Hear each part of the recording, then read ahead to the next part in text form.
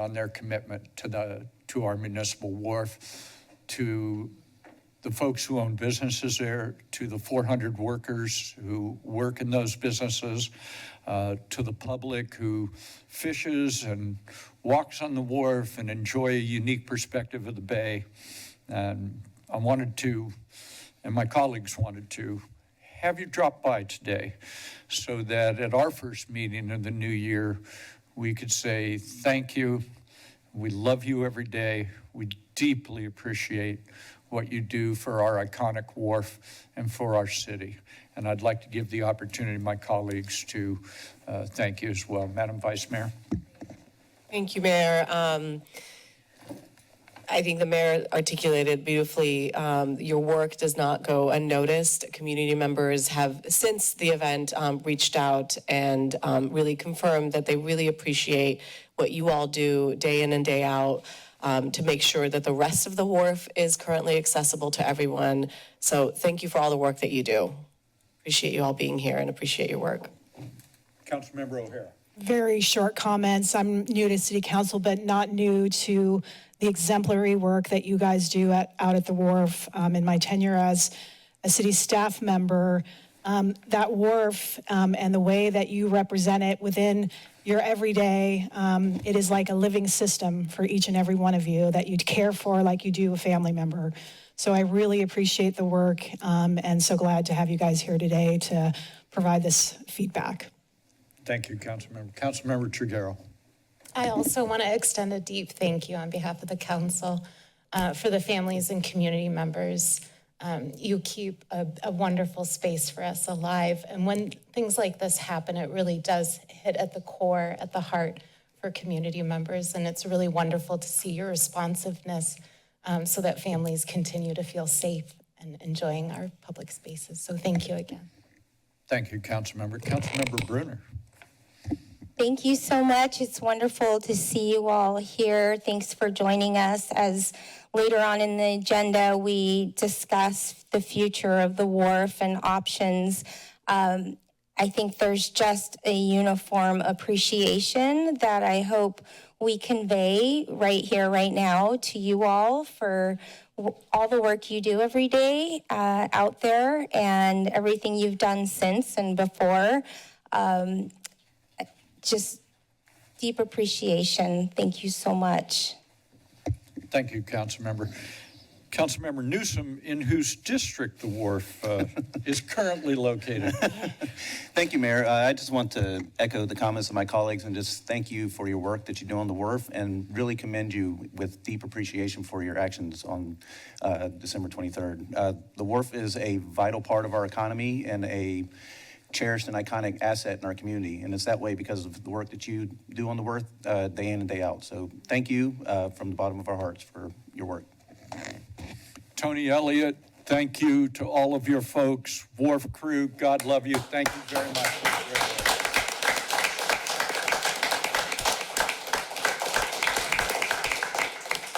Thank you for being here. Do not feel compelled to stay if you don't want. This doesn't get more interesting, I assure you. But thank you all very much. Yes, we do have a lot of work, and you have a lot of work. Thank you very much for being here. Thank you. How wonderful. Thank you. Thank you, sir. Thank you. My goodness. What a lucky city we are. The other thing that I wanted to do, if we could take a moment, and that is to recognize the work over the quite a long time of a member of the local media, Jessica York. Jessica York is someone that I've worked with. I know many of you have.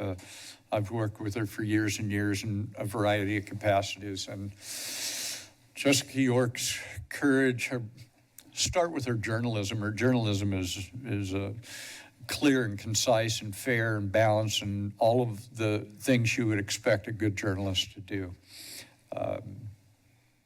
The level at which she was committed to her journalism and to our community is really quite remarkable, I think. When she became ill, she worked through a lot of that, stayed with the Sentinel, stayed engaged as a journalist, engaged in her community. And I think it's pretty clear that we will all miss her writing. We will all miss her reporting. We will all miss her smart journalism. And I want to express our thanks for her dedication and her life in journalism, and express to her colleagues at the Sentinel and her colleagues in the broader journalism community our thanks and appreciation, how much we will miss her, and how we share the sadness of the journalism community with her passing. So I don't do a lot of this kind of thing, but let's have a moment to think about Jessica York.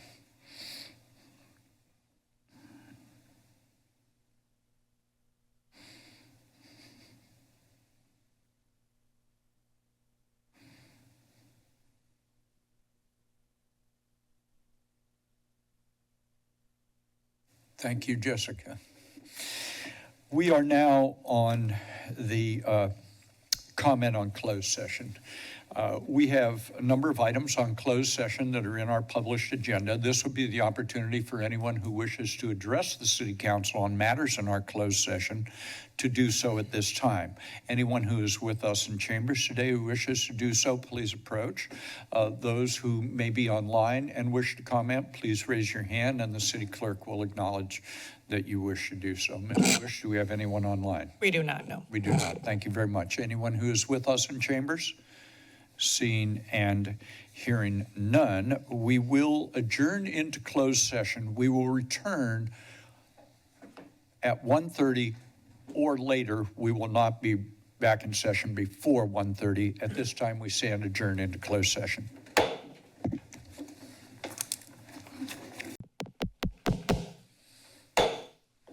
The hour of 1:30 having arrived, and the council having completed its work in closed session, we will resume and the clerk will call the roll. Thank you, Mayor. Councilmember Triguero, Present. Bruner, Present? Newsom, Present? Golder. Here. O'Hara. Here. Vice Mayor Kalantari Johnson. Present. And Mayor Kulu. Present, a quorum having been established, we will proceed to oral communications. This will be the opportunity for anyone to address the council on a matter under our jurisdiction, but not on today's agenda, for a period of time not to exceed 2 minutes. We will, if we have folks online, we'll toggle back and forth between someone here in council chambers, someone online, so on.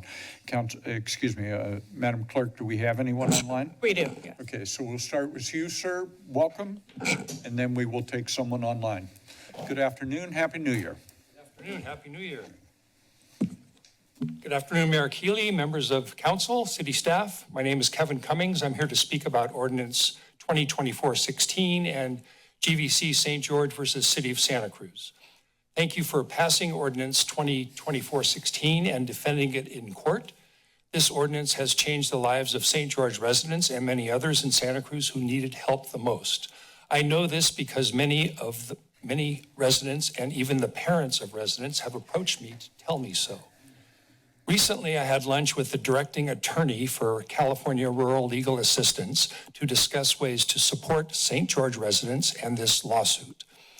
One idea was first. Let me just pause for a second. So the appropriate time, I believe, for you to have made these comments would have been earlier today when we came into session. Hold with me for a second here. Hold on. Would have been your comments pertain to our closed session. We had an item on this in closed session. So what I'm going to do, because you weren't here for that, please proceed. Okay, I assumed closed session mean it was closed to me. Oh, it's definitely close to you. No, all I'm trying to say is comments regarding items that are in our closed session were earlier today. But because you weren't here, I'm going to permit you to please go ahead on these comments. I'm totally confused. If it was Don't closed to you me, worry. I don't know how I could have commented. Because before we went into closed session, we accepted comments on our closed That session I did not items. know. It's Okay. quite all right. You're doing Okay. fine. Please Thank proceed. you. Okay. Recently, I had lunch with the directing attorney for the California Rural Legal Assistance to discuss ways to support St. George residents and this lawsuit. One idea was for CRLA to review an amicus curiae brief on behalf of affected residents to be filed at the right time. The first draft of that brief is now complete, and it makes a strong case. Based on what I've seen, GVC's legal argument appears weak, while the city's case is solid and well supported by law. Thank you again for defending this ordinance and for the positive impact your actions have had on so many lives.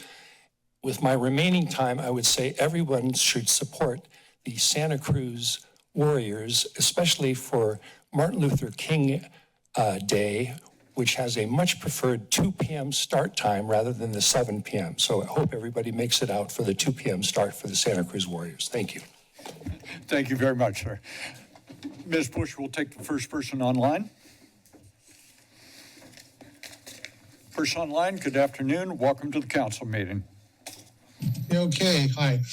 Only carefully chosen vague details of the mayor-influenced socialist plans for publicly subsidized price-controlled project housing have recently been revealed in the Sentinel's mayor's message propaganda letter. Let's go through the reasons anyone pushing this, signing petitions, and if it comes to it, voting for this should reconsider. Duh, number one, it drives up the cost of housing for most all people, a city specialty. Saying renters won't then have to pay higher rents is a pig lipstick falsehood, aka a lie. Costs go up, rents go up. The actual text of the measure can't be found, not on Housing Santa Cruz County website, not on the city's website. It's like they don't want anybody to know all the gory details. Where is the full text and who wrote it? Mr. Kandati, do tell. Number three, government tax subsidized price controlled housing is socialism, a defective economic system, and price controls always lead to scarcity. They make for an uneven playing field with free market developers, and they can be created without regard to actual market demand or risk. The parcel tax will eventually collect $2,000 per parcel, and it's unevenly levied without regard to property value, and has exemptions that are pandering for votes, but place more tax burden on some than others. Number four, do tell how having more property tax deadbeat properties and the other parcel tax exemptions will not in addition make all of us who pay and pay more for their city services a lot more and a forever more and more. Number five, the real estate transfer tax is pure wealth tax conceived by the godless that never heard of thou shalt not steal. The amounts are not yet disclosed, probably huge, to go on forever, increasing amounts, and seem levied without regard to actual home equity, profit, or loss, and we will then have our hard earth wealth stolen. Number six, subsidized price-controlled housing is a quarter for corruption. There are no limits to how much public money greases whose palm to develop what. Previous council members who publicly agreed with such odious ideas were recalled. Number seven, the whole thing smells like a slightly refined, more pig lipstick palatable regurgitation of the mayor's failed affordable housing initiative attempted before it fell apart. Okay, we'll discuss more later. Thanks. Thank you, sir. Good afternoon.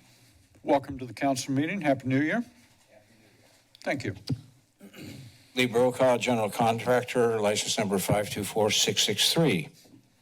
I'd like to take you on a thought experiment about having surgery.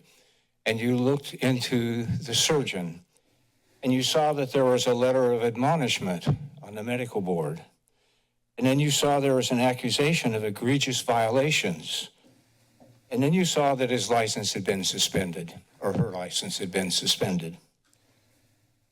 Then you saw there was a stipulated statement that they could continue to work under probation. Then you found, after that the license had been revoked. What I have read is from the Contractor State License Board about the contractor that was hired to do the wharf. It doesn't take very much time to look at the Contractor State License Board to see what is on record for a contractor. I know the way the city works. Somebody proposed this contractor, the council approved it, somebody sent it to the attorney or the city attorney, he approved it, and the city manager issued the contract. I would suggest that maybe we should pay attention to the people we hire. Thank you, sir. Is there another person online, Ms. Bush? We'll take that person online. Person online, welcome to the city council meeting. Thank you. Hi, Fred. It's Bradley Snyder. I've been thinking a lot about, of course, the collapse at the end of the wharf, and it's very sad. A few observations that, don't really make it to social media because they're a little too technical. I don't know how tall that crane was, but that crane was very hefty. Compared to the weight of the Dolphin, it could have been 10 to 14 times as heavy. The Stellar Sea Lions on the stringers across the pilings of the wharf, likewise, some of them are like 300 to 500 pounds. I mean, they're big. Northern Stellar Sea Lions coming south. They like to jockey for position up there on the end of the wharf. So there are all kinds of technical reasons why. I think just kind of leaning on that very, very diffuse and kind of, violating the law of parsimony, which, dates back to Aristotle and Ptolemy and William of Ockham. A simpler explanation should be preferred over a complex one. Basically, let's see. That part of the wharf's not rated for parking. You simply, shouldn't have parked that crane out there. That's my opinion. Welcome, Gabriella and Susie, to the council. And hopefully it'll be a productive term for the two of you. And thank you for allowing me to speak. Thank you so much. Good afternoon. Welcome to the City Council meeting.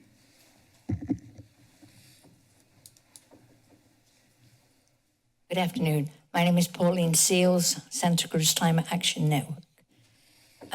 Please accept our appreciation for your actions in signing the November 8th letter of support for Santa Cruz County immigrant community. This was very welcomed. I circulated a petition with this plus two more comments.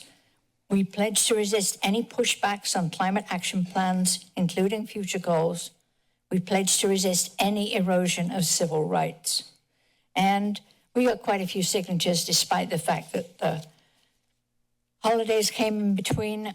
We are moving on, working with Indivisible and other groups, and are very well aware that ICE is not necessarily going to recognize sanctuary cities or sanctuary counties or anything whatsoever. So everything anybody can do to prevent gross misuse of hardworking people will be appreciated. Thank you. Thank you very much. We have someone else online? No one with their hand raised, no. Very good. Good afternoon. Welcome. Mr. Ewing, Happy New Year. Absolutely. Happy New Year's. The truth has nothing on fiction. December 17th was my first day off, and sometime I was on my way to do laundry, but I literally wanted to go somewhere else. There's two other opportunities, so I'm not going to say anything else. Today was really quite interesting. My words to the new Board of Supervisors were both recorded. I published some things that I said after I spoke the first time. It's published. They bring out the FBI and CIA. Why not?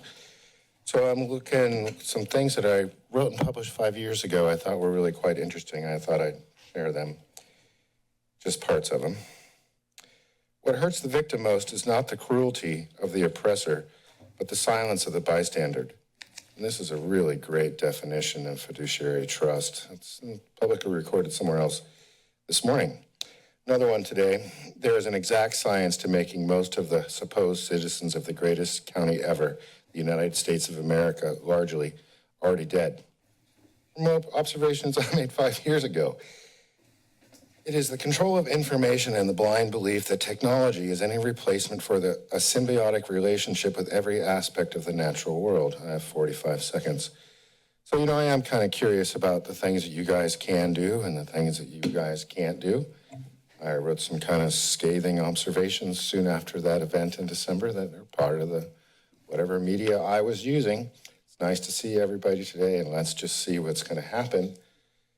Because, wow, all these pictures that I took the time to do some research in Santa Cruz County and San Mateo County, where I used to live on Stoddard Road, which was, I forget what you call it. It's where the fires start from the ground up. I have dozens of pictures of what I took pictures of in this county and where Lahaina fire, Camps Fire, Paradise Fire. It's just kind of wild what's going on. Thank you, Mr. Ewing. Anyone else online? Good afternoon. Welcome. Good afternoon. Hi. Mr. Whitehead, good afternoon. Nice to see you, sir. Happy New Year. Yeah, you too. Nicholas Whitehead. President Carter was actually my favorite president. I lived in San Francisco, and a lot of my friends there were running away from the draft from the FBI. They didn't want to go to Vietnam and be shot up. And President Carter was helpful when he became president by letting them come back from Canada and Sweden and other places without putting strictures on them.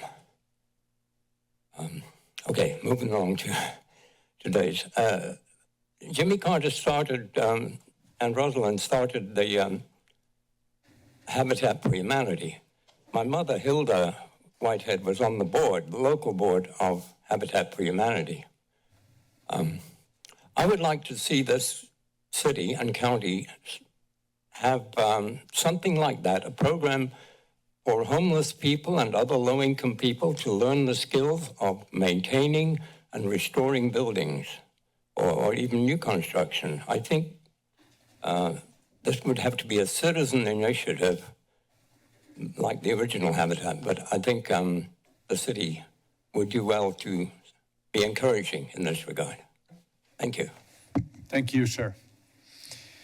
Ms. Bush?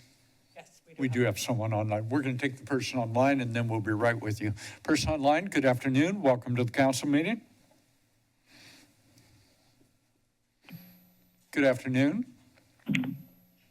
Hi, good afternoon. Hi. Darius Mosening here. I want to call attention to something I find extremely disturbing. So, as you know, I'm a landlord. I rent a lot to Section 8, and I've had quite a number of 3-4 Housing Matters clients come through. The Housing Matters pays the deposit, of course, and helps with rent and so forth. Now, with the city deposit program, the county deposit program that's administered by the Housing Authority, once the tenant leaves, I send the remaining deposit back to the Housing Authority. That's kind of the way it's always been with these programs. And then they're eligible for a new deposit at their new place. So here's an situation. I ran into a fellow from Housing Matters, formerly homeless. During the inspection during the Section 8 inspection, a pretty good sized little vial of crystal meth was sitting on his windowsill. So, and then over the time, the months he's been there, lots of people coming and going. It basically looks like a annex of Coral Street, coming and going. So then, after 6 months, his lease, I said, I'm not going to renew your lease. There's just too much traffic. I explained to you this is not a hangout for everybody, and so forth. And he, to my surprise, he was very anxious to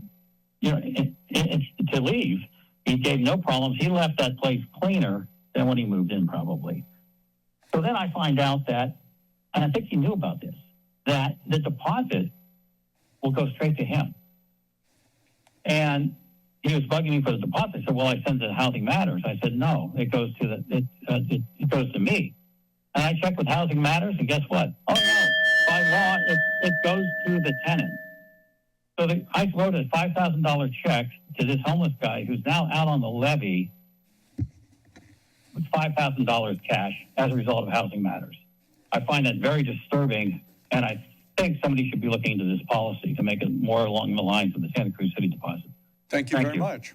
Thank you for your participation today. Good afternoon, sir. Welcome to the City Council meeting.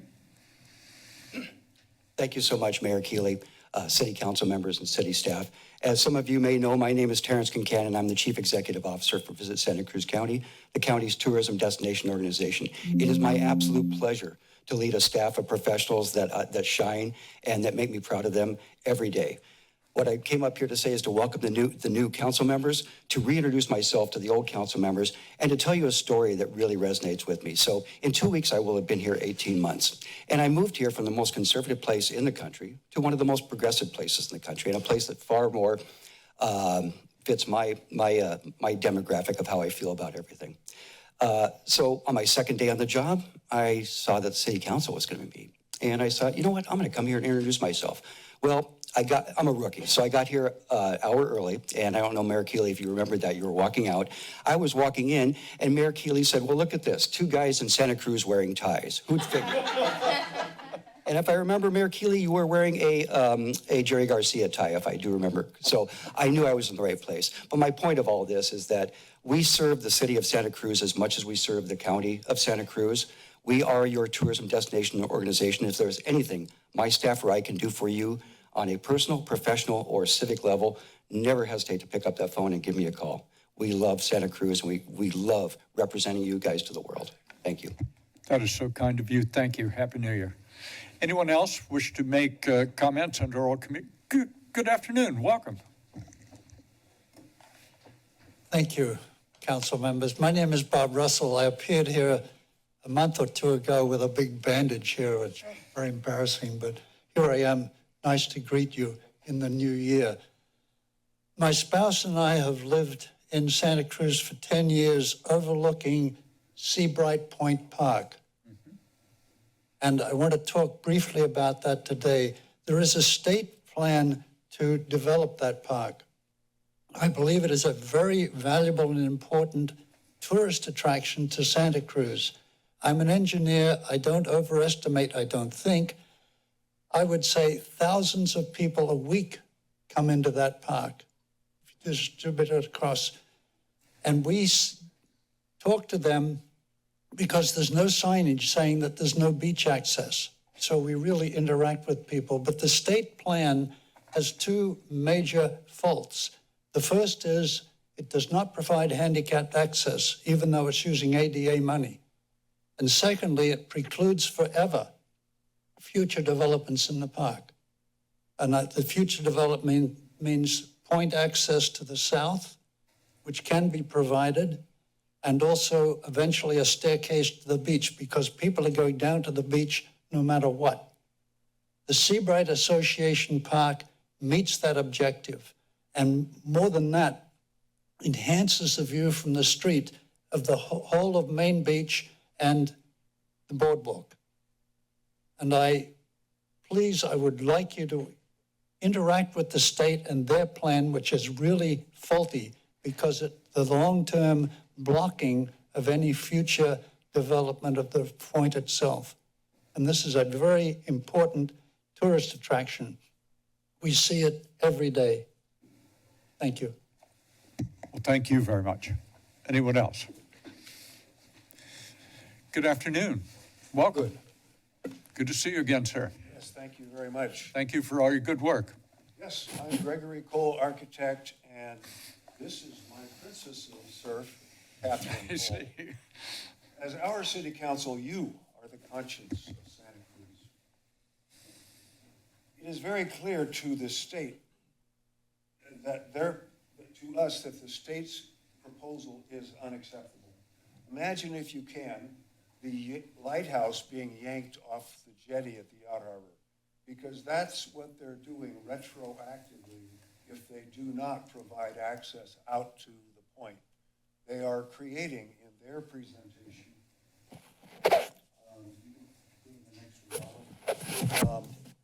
what I am wishing we could do is, I have copies of each of these for you. It's a resolution which I believe the city should take and give clearer direction to the state. It is entitled Request for Modification of the Proposed Improvement Plan for Three Princes of Surf Point Park.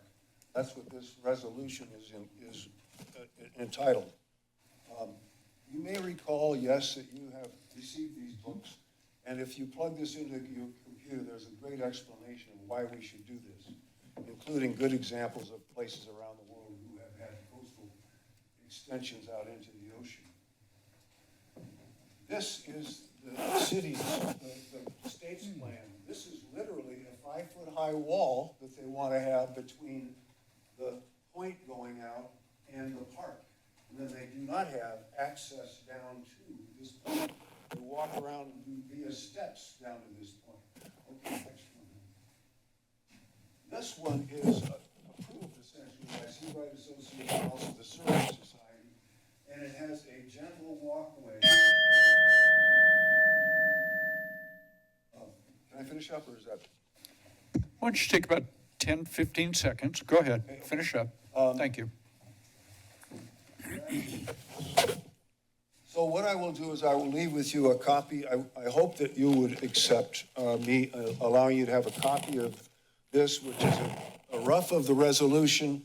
And if each of you reviewed it, thought about it, because if we don't take a stand in the state, unfortunately, we will not have an overlook out at the point. Thank you. Which was your resolution in 2016. Thank you. Well, thank you very much. I know that Councilmember Brunner is very much up to speed on this and has been working with state Thank parks you. and others, so thank you very much. Anyone else on oral communications? Seeing and hearing none, thank you, sir. Seeing and hearing none, we are on statement of disqualification. Any member have a statement they wish to make of disqualification on today's agenda? Seeing and hearing none. Additions or deletions to the agenda? Ms. Bush, any additions or deletions? No. Thank you very much. Attorney report on closed session. Mr. Kandati, any report? Yes, good afternoon, Mayor Good afternoon. Keeley, members of the City Council. This afternoon, the council met in closed session at 12 o'clock in the Courtyard Conference Room to discuss the following items. Item 1 was a conference with legal counsel concerning liability claims. Those are the claims of Subro Claims, Inc. Under Geico Insurance. And the second claim was a Renita Colisa. Those are also listed on your consent calendar this afternoon for action as item number 10. Item 2 was a conference with legal counsel concerning existing litigation. There were 2 matters discussed. One is GVC St. George LLC versus the City of Santa Cruz, currently pending in the United States District Court in San Jose. Second is Doug Wallace et al. Versus the City of Santa Cruz, currently pending in the Santa Cruz County Superior Court.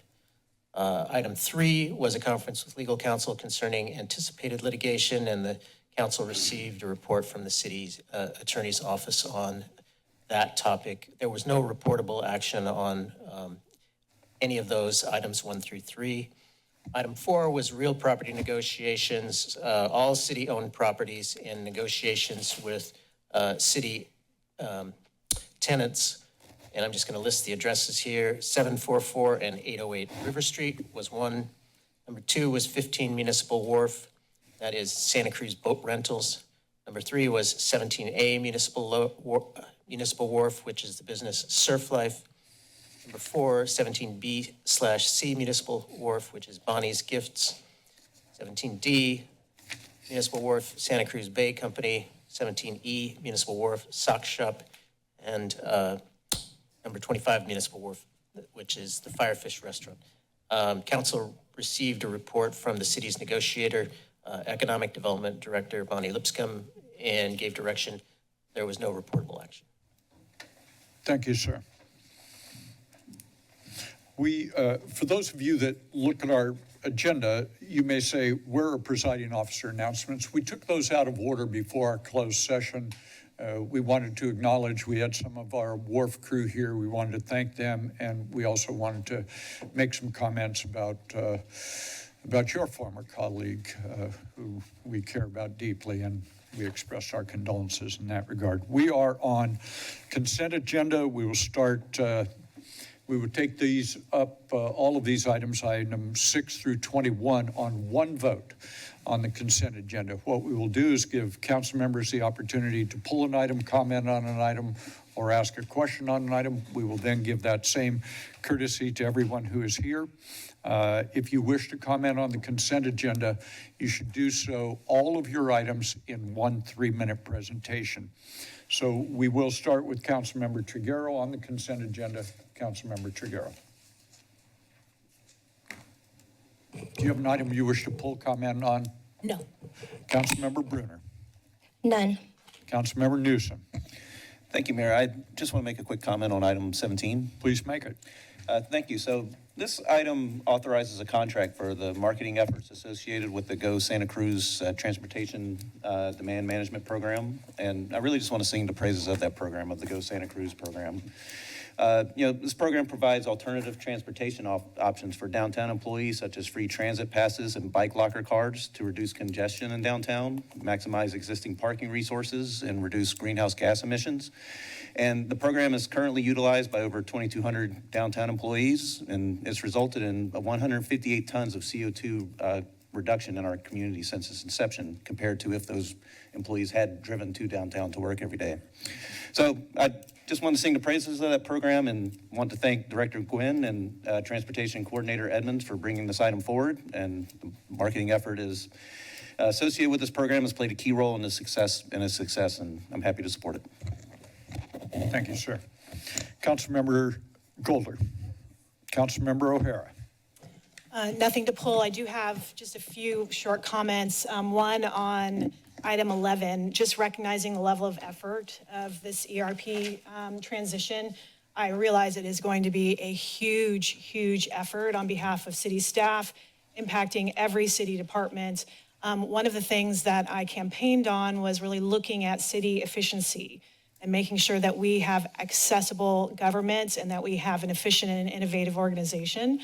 So this is really a great example of that. So I just wanted to share my appreciation with the IT department for moving this forward, and then all of the other departments that are going to be involved.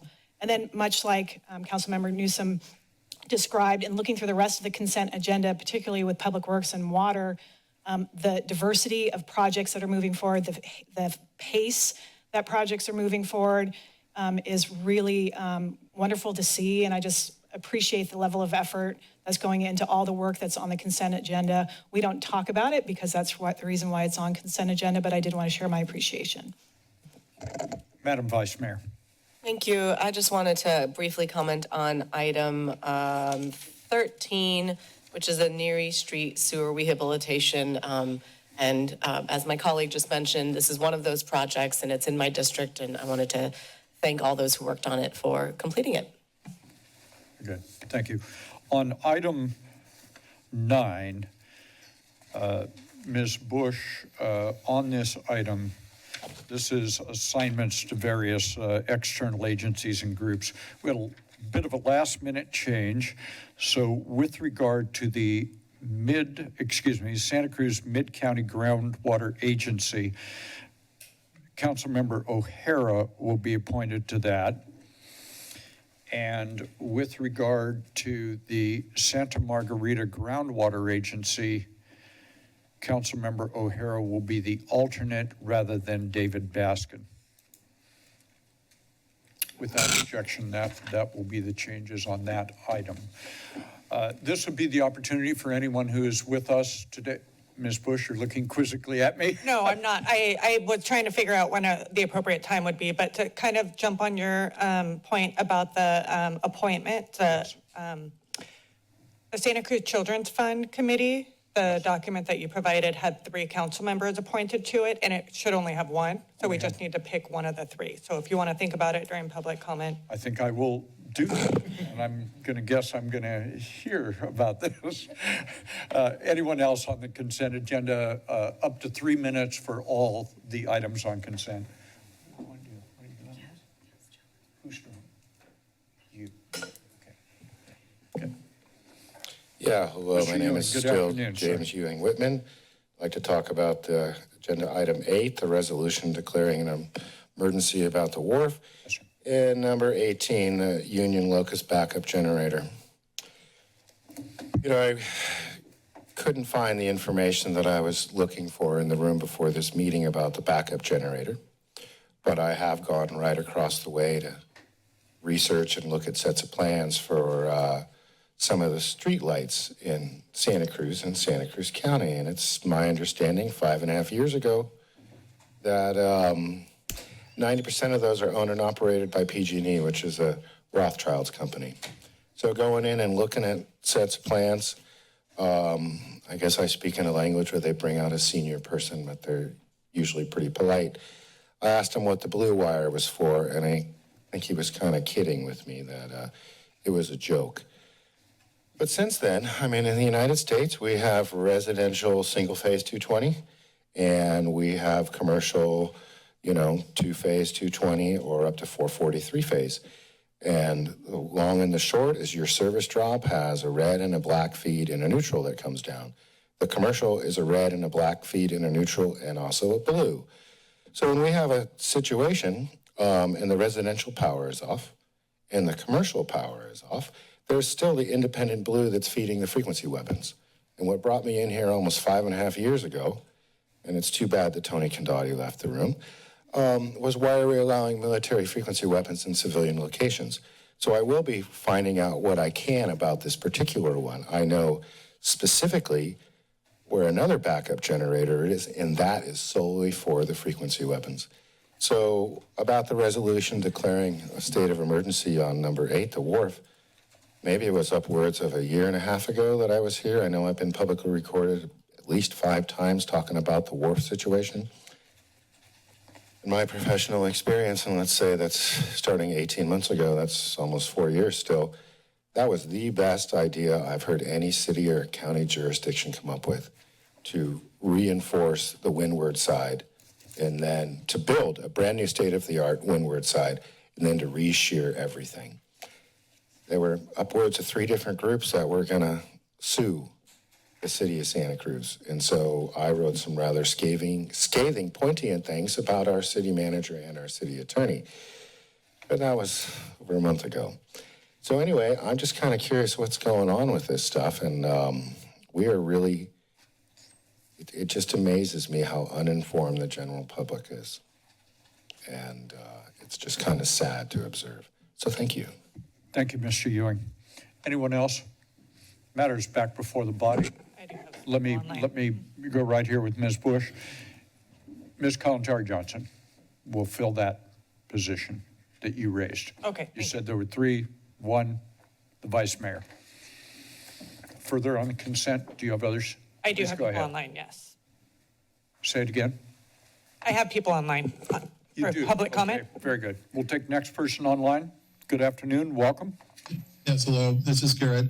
As to item number 8, the wharf emergency declaration, it seems to me it's all too common that in matters of total screw-up disaster, there is a tendency on the part of the governments to deflect or cite systemic issues instead of holding decisions by government individuals responsible.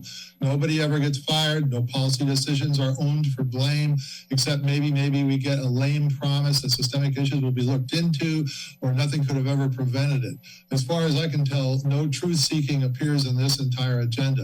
I have heard the buck passing dog ate my homework climate change excuse, the Coastal Commission seagull nesting excuse, which is a for the birds pun, the don't wharf the wharf lawsuit excuse, but no action plan to determine objectively if and which individuals is presented to find the who's who of responsibility and corrective personnel or what future policy change is needed. It's not so different than the Southern California fires, our own past wildfires, flooding on the San Lorenzo, and so forth. No investigation seems performed that ever fingers anybody in the government as to their policy or poor judgment. The Democratic Party on all levels has shown that they are not fit to govern, especially in California. From the mayor of LA, the lizard brain emperor Governor Newsom, to the senile president, it's a dumpster fire. Is there really an emergency right now? I thought the wharf was safe to travel on several days ago, so is it still an emergency and not a disaster aftermath? Note the lack of competent governance is the real California emergency. As to this emergency declaration itself, I don't know anything about the workings of government disaster, but you threw a party declaring the wharf safe and open for business, and so continuing declarations of emergency can sometimes seem disingenuous. I am reminded of the COVID declarations that went on and on and on, a year or more longer than necessary, at great expense to the public in dollars and a decimation of what should have been their rights. So, okay, is this it? I'd like to know. This is more of a PSA, but Newsom and Elizabeth Warren are putting up links to donate 100% of funds to United Way for SoCal fire relief, but they're actually links to Act Blue, a Democratic political fundraising PAC that takes monies for itself in a despicable act, no better than disaster price gouging. I got a little more time here. Okay, on item 17, this funding extension of promotional fees advocating giveaways of public monies to all government employees in the form of free transit passes, free bike locker cards, education encouragement incentives, and other TDM elements. Since when does free stuff to employees at taxpayer expense need a promotional campaign at all if those freebies were any kind of a good idea in the first place? and the climate change excuse bag is pretty empty and lame. I'll never accept the government spending of public monies trying to convince public employees and private citizens of the necessity of a special government employee only benefiting programs in the name of climate change. In the real world, most people are thanked for their work with money, not obligations to travel. Thank you, sir. Anyone else, Ms. Bush? No, there's no more. Matters back before the body. Council. Sorry, one more. Just raise their hand. Just raise their hand. Okay, fair enough. Person online, good afternoon. Welcome to the council meeting. Good afternoon, Mayor Keeley and council members. My name is Matt Farrell. I'm here to speak regarding item 8. And I'm representing Friends of the Rail Trail. We want to, first of all, thank former council member Sandy Brown for her excellent job representing the council and our community on the Regional Transportation Commission, and urge the council to support the appointment of Mayor Keeley as your representative this year. We think this is the greatest possible decision you could make in terms of matching the candidate with the responsibilities, and we have great gratitude for Mr. Keeley's willingness to serve. Thank you very much. Thank you, Mr. Farrell. Anyone else? Councilmember Golder. There's a motion and a second by Councilmember O'Hara. Debate or discussion on the item? Seeing and hearing none, the clerk will call the roll. Councilmember Trigueros? Aye. Ruder? Aye. Newsom? Aye. Boulder? Aye. O'Hara? Aye. Vice Mayor Kalantari Johnson? Aye. And Mayor Keeley? Aye. Motion passes and so ordered. We are on items 22 and 23, which is the consent public hearing. We will be taking these items up. If anyone wishes to comment on this item, either of these items that we are holding public hearings on, this would be the opportunity for you to do so. See, yes. Hi, Nicholas Whitehead back Good again. afternoon, sir. I just have a question. Is it item 22, right? Yes, sir. 22 and 23 together. Yeah. So in 22. The question of saleability of these ADUs, that seems to be a change of public policy. People of my age don't always keep up to date, so I'm sort of playing catch up here. I mean, it's great. It helps first-time homebuyers who otherwise couldn't afford. So I presume that was the main intention. But were there any other intentions that you could remind me of? That's all I wanted to say about that one. Thank you. Thank you, sir. Anyone else on items 22 and 23? Online. Someone online, next person, welcome, good afternoon. Yes, hello, Skirt again. In the last meeting, this isn't really the worst example of what you guys do, but this is item 23, so we'll talk about that. In the last meeting, we heard justification from council granting some speakers' demands of equity, as if just speaking the word is somehow a justification in itself to approve a unilateral retroactive change to eliminate a long ago agreed to restriction of owner occupancy on a parcel that they obtained an ADU permit with. The merit of the actual restriction or the lack thereof is not my point. I'm concerned with the dangerous and inequitable misuse of the leftist equity definition, meaning everybody should be made equal as an equal life outcome, when equity actually means fair, not equal. Both of only 2 references to equity exist in the Constitution, and they make it clear that the real authority to determine and enforce matters of equity is vested in the judicial Supreme Court. You may write laws, but you cannot pronounce those as lawful or equitable. That is the Supreme Court to decide. Your reasoning is word salad hollow when I hear, quote, things change, or it's a matter of equity, unquote, without saying rational, convincing relevancies of the why and the how. Imagine somebody buys a stock that loses value. Another buys the same stock at a different time at a lower price and a cruise value. Should the loser then successfully come to you and whine and cry before some authority, as in, wow, they have more than I have, it's not fair, we should have bought, and we bought the same stock, equity. No, they should not be considered. Why is, as I explained before, the prohibition of retroactive laws or the violation of contract law that prohibits the unilateral changing of the deal. And lastly, among those highest of American equitable legal doctrines is that people must accept and be responsible for the consequences of their actions. But none of that seems to make any difference. Your leftist version of equity trashes all of those. It's a false reality, many times actually an injustice in forcing life outcomes to equality just because some people have more, some less, or ignoring that people are different or made different life choices.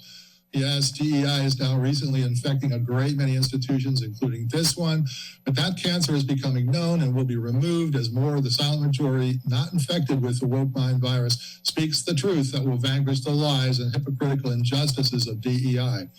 Corporate Joe Biden and Kamala, they found out the hard way. We have seen this played out before in the St. George Hotel misjudgment and other much worse examples that were really racism and so forth we don't have time to talk about. Wokeness represents the perverse inversion of every aspect of Western society and human morality. DEI is inequitable or immoral, and it's on its way out. Accept it or become a shrinking puddle of blue goo. Thanks. Thank you, sir. Anyone else online? Matters back before the body. Vice Mayor has moved.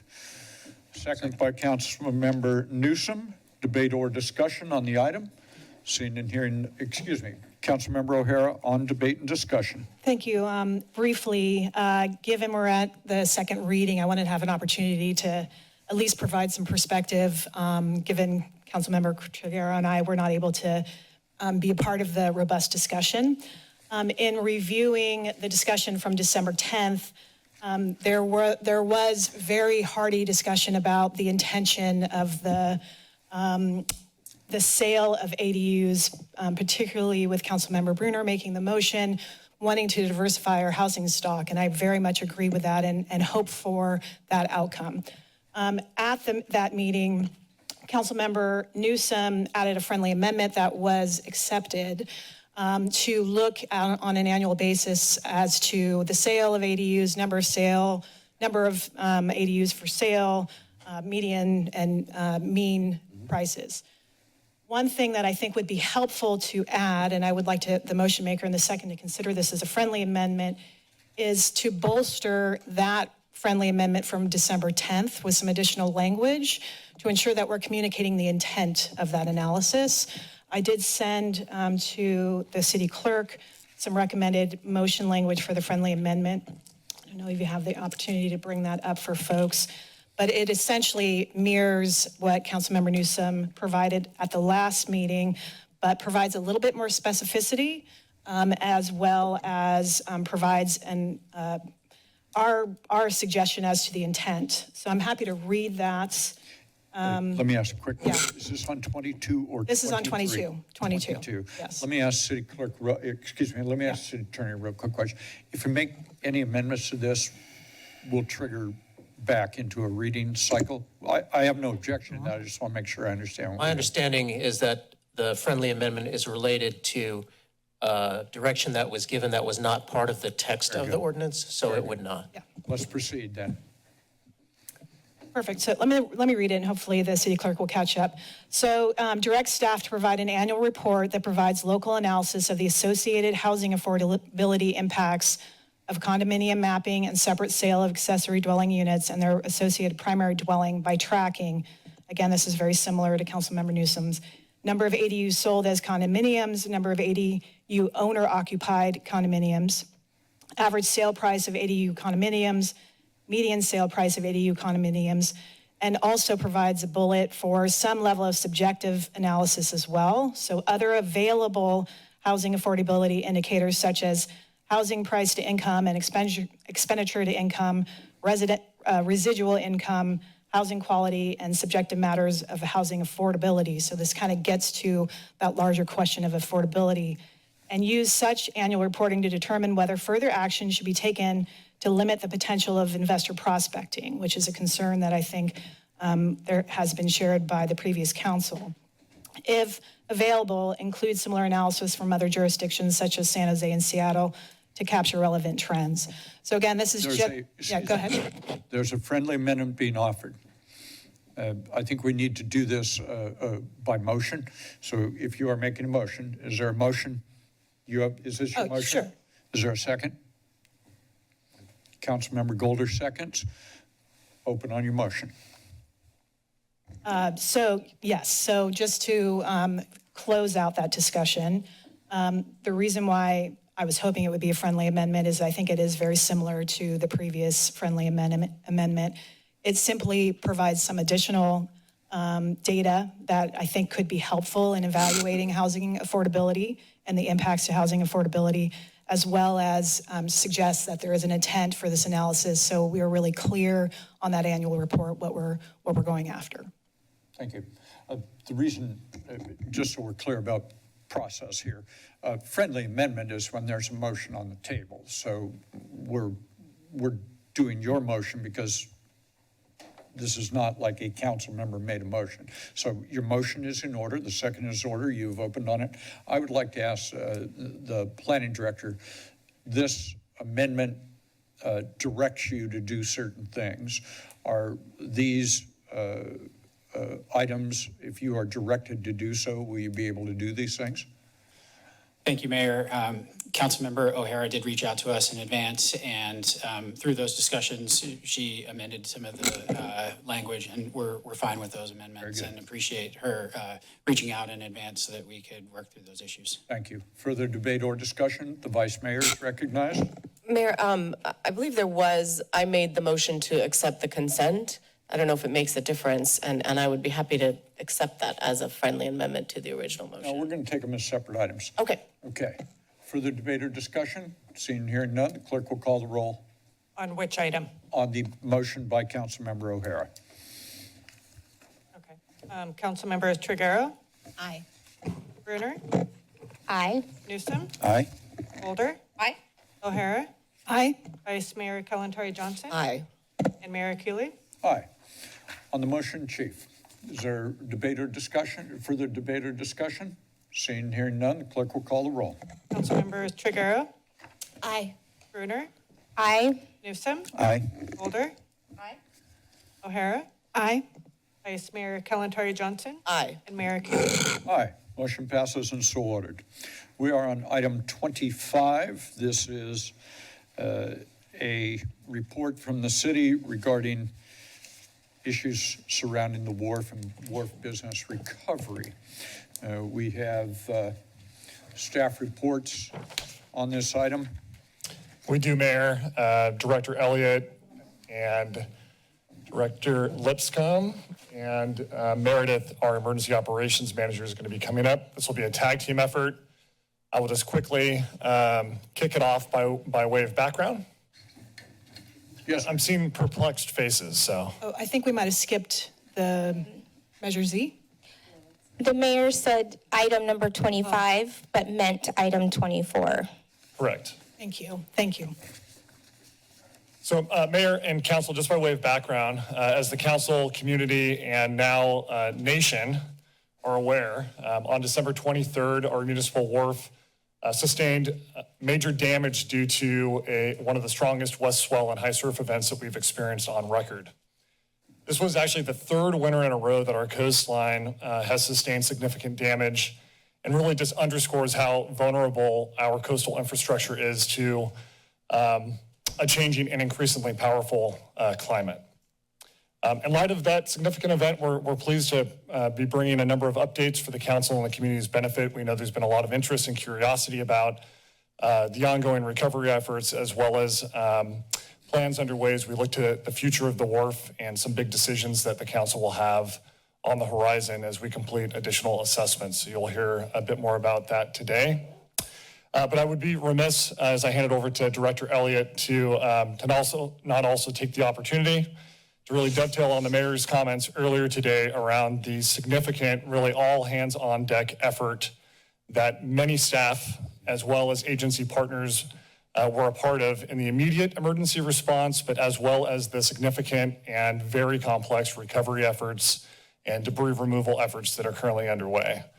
Director Elliott was a big part of that work as well, so I want to thank Director Elliott, who you are about to hear from, but I also want to acknowledge Meredith Albert, our emergency operations manager, who just did a tremendous job organizing what could have been a very chaotic incident. Again, with support from many of our departments and, of course, our wharf crew, our very resilient wharf crew throughout all that work. So with that, I'm going to hand it over to Tony, and we're happy to answer questions and talk more about next steps. Mr. Elliott, good afternoon. Thank you for all your great work. Good afternoon. Thank you, Mayor and City Council. For the record, Tony Elliott, Director of Parks and Recreation. Here's a brief overview of what we'll cover in the next few minutes on the wharf update. So we'll talk about the incident itself and our emergency response, our reopening efforts, our recovery and debris removal, which is ongoing, and next steps moving forward. So as we get started, I just wanted to echo the city manager's comments. This is really a team effort in response to this incident and as part of the recovery.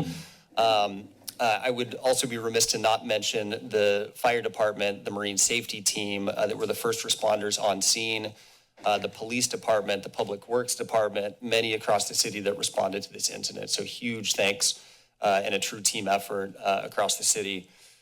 So as far as the incident, here is a brief summary.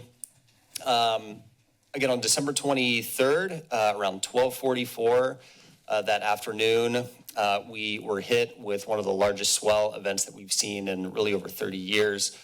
The wharf had been closed at the very end of the wharf for the past year as we were working through construction to repair damage that we sustained in late 2023 and early 2024.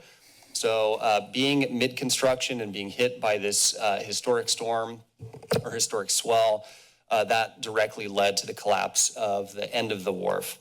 As I mentioned, the emergency response was extremely prompt. It was well coordinated. Some of the first responders here captured in this image.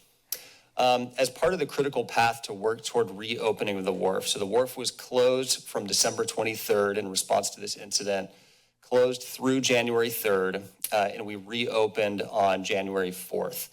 I'll have a photo to share of that moment when we reopened here in a moment. But the critical path to reopen was two primary things. One was to identify the location of the heavy equipment that was lost off the end of the wharf. There was a crane and a skid steer. Wanted to make sure that those did not pose any further risk to damaging the wharf through other events. So we located that. That's out of harm's way, working on a plan with U.S. Coast Guard and Power Engineering to remove that equipment from the seafloor. But that does not pose a risk to the wharf currently. So that was critical path, step number one. Step number two is to get an engineering assessment of the structure of the wharf, really the entire wharf, before we reopened on January 4th. So Moffitt & Nichol is one of the most well-respected marine engineering firms in the United States. The city has worked with Moffitt & Nichol for decades on our wharf, and Moffitt & Nichol did a phase one assessment of the entire wharf prior to January 4th. Their report is included in the council's packet today as well. So those two critical path items led us to the ability, and really starting with the knowledge that the wharf is safe. The wharf is sound, it's strong, it's stable, and led us to feeling very confident in reopening on January 4th. The debris recovery efforts began immediately. They're ongoing. I'll talk more about that. The last comment here, the statement on the slide, is that the public was not in danger as part of this incident. The piece of the wharf that broke off had been closed. It was under construction. The public was not in this area. So the public was not directly in danger during this incident. And no serious injuries were reported through this incident. Now, with that said, and we'll talk about this more through this presentation, we have learned a lot through this incident. And we continue to learn through this incident. So there are things that we are changing, that we're looking to improve moving forward in terms of how we operate, how we plan to enhance our safety, enhance our operations as best we can in the face of a changing climate and in the face of aging infrastructure throughout our coastal areas. So we'll talk a little bit more about what some of those next steps might be moving forward. Reopening, I touched on January 4th. and some of the critical path items here to get to reopening, namely the structural integrity of the entire wharf assessed by Moffitt and Nickel. We have made some operational changes as well, including restrictions on vehicular access, so near Stag Narrows at the end of the wharf remains pedestrian only. And we've made some adjustments to refuse collection in terms of how we operate, how we do refuse collection to minimize the impact of large, heavy trucks on the wharf moving forward. As far as debris removal and recovery, as part of this incident, we spun up a debris management task force that is meeting as we speak. This is led by the city and includes a number of agencies, local, state, and federal partners working on the debris cleanup. So we lost about 300 pilings through this incident. Most of that made its way down coast to different beaches and the harbor and different locations. So we have really taken an approach, a collaborative approach with multiple agencies to get that cleaned up. We've worked through, as of, I believe today, we will have Seabright Beach cleaned up, which will end our phase 1 cleanup for the most exigent issues as far as debris. So getting the large debris, risking public safety, getting that cleaned up first. We'll go into phase 2 and phase 3 in the coming weeks and months. Through this, we've worked very closely with the U.S. Coast Guard, making sure that our practices are really best practices in reviewing our plans with U.S. Coast Guard, with NOAA and the Marine Sanctuary, and many others as we go through this process. And finally, before I hand it over to Bonnie Lipscomb, our Economic Development Director, I just want to mention what we are working on currently, excuse me, and what we're looking ahead to. So in the next week, we will receive a proposal from Moffitt and Nickel Engineering on a phase 2 structural assessment. So we did a phase 1 structural assessment before reopening.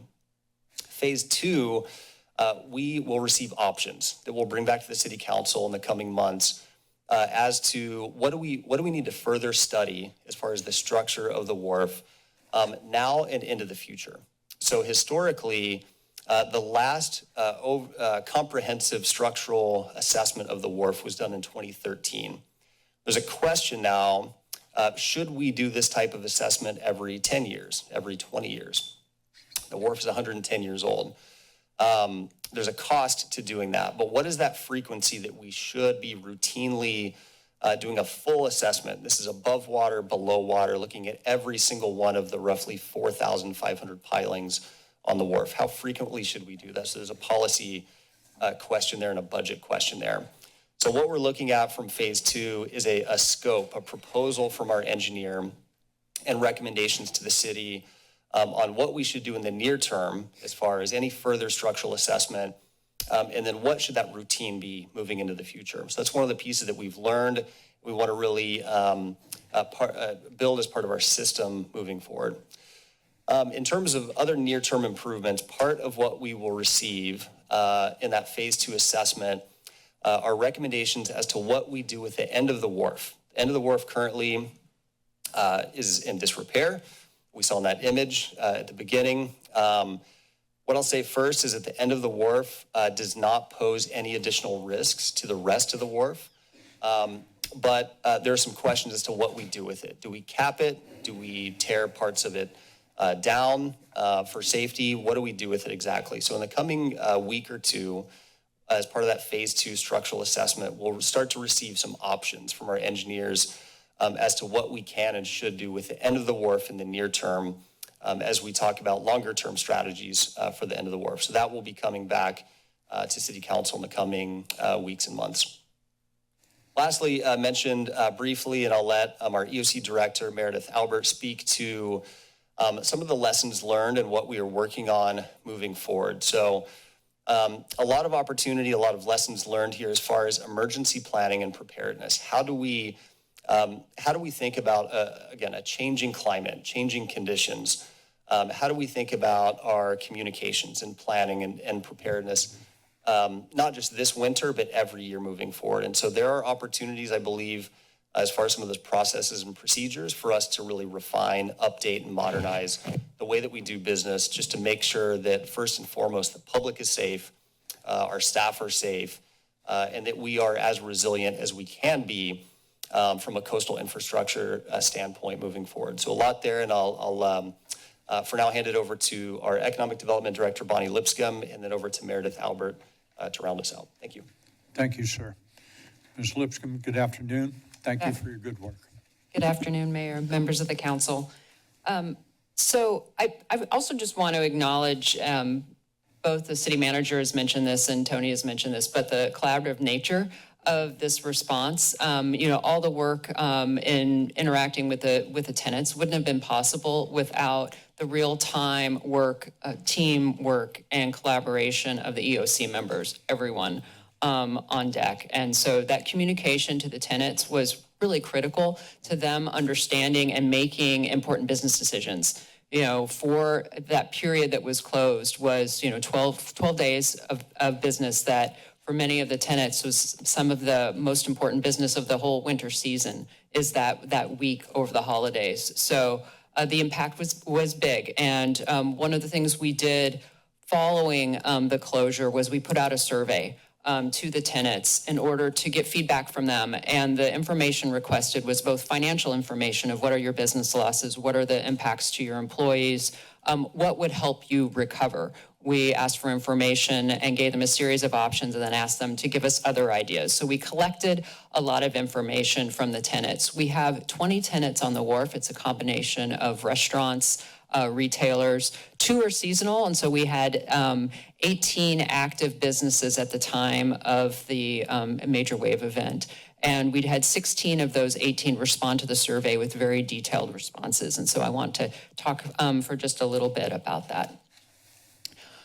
So the total lost sales, and I will say this is an estimate based on businesses. They don't know completely what they lost yet because they didn't have the actual businesses were closed, but based on their last year's sales is what we asked them to look at. So the estimate of all the businesses, and then we, at the 2 that didn't respond, we looked at their last year's sales and estimated those as well. So the total estimated impact financially to businesses is $800,000 to $900,000 just in lost sales. There's obviously other impacts and losses, employee payroll, et cetera. The average restaurant loss is significant, $91,000 over the period. Average retail loss, a little over $17,000. The requested support, we asked for feedback on what would be most helpful to you. Radio, media, social media, advertising. We were able to start this during the period. So you may have been hearing some of those radio ads, Spotify ads. Those will continue throughout January and throughout February. We also got feedback. The majority, 81% of wharf tenants wanted promotional events on the wharf. We also received feedback on employee recovery assistance, and I'll talk a little bit about that in the next slide. And then over half the tenants requested rent reductions and or concessions. And then finally, 5 specifically of the tenants on the wharf requested low interest recovery loans, and I'll talk about those as well.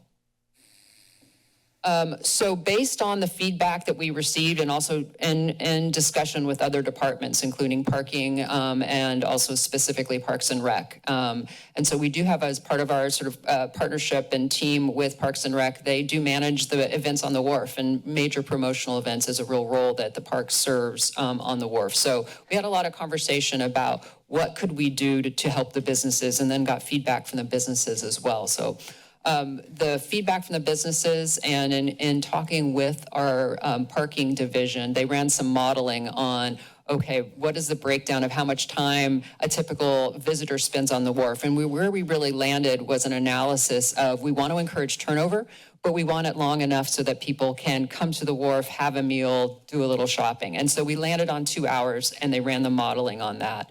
So our recommendation, one of our recommendations that's in your packet today, is to have free 2-hour parking on the wharf throughout January.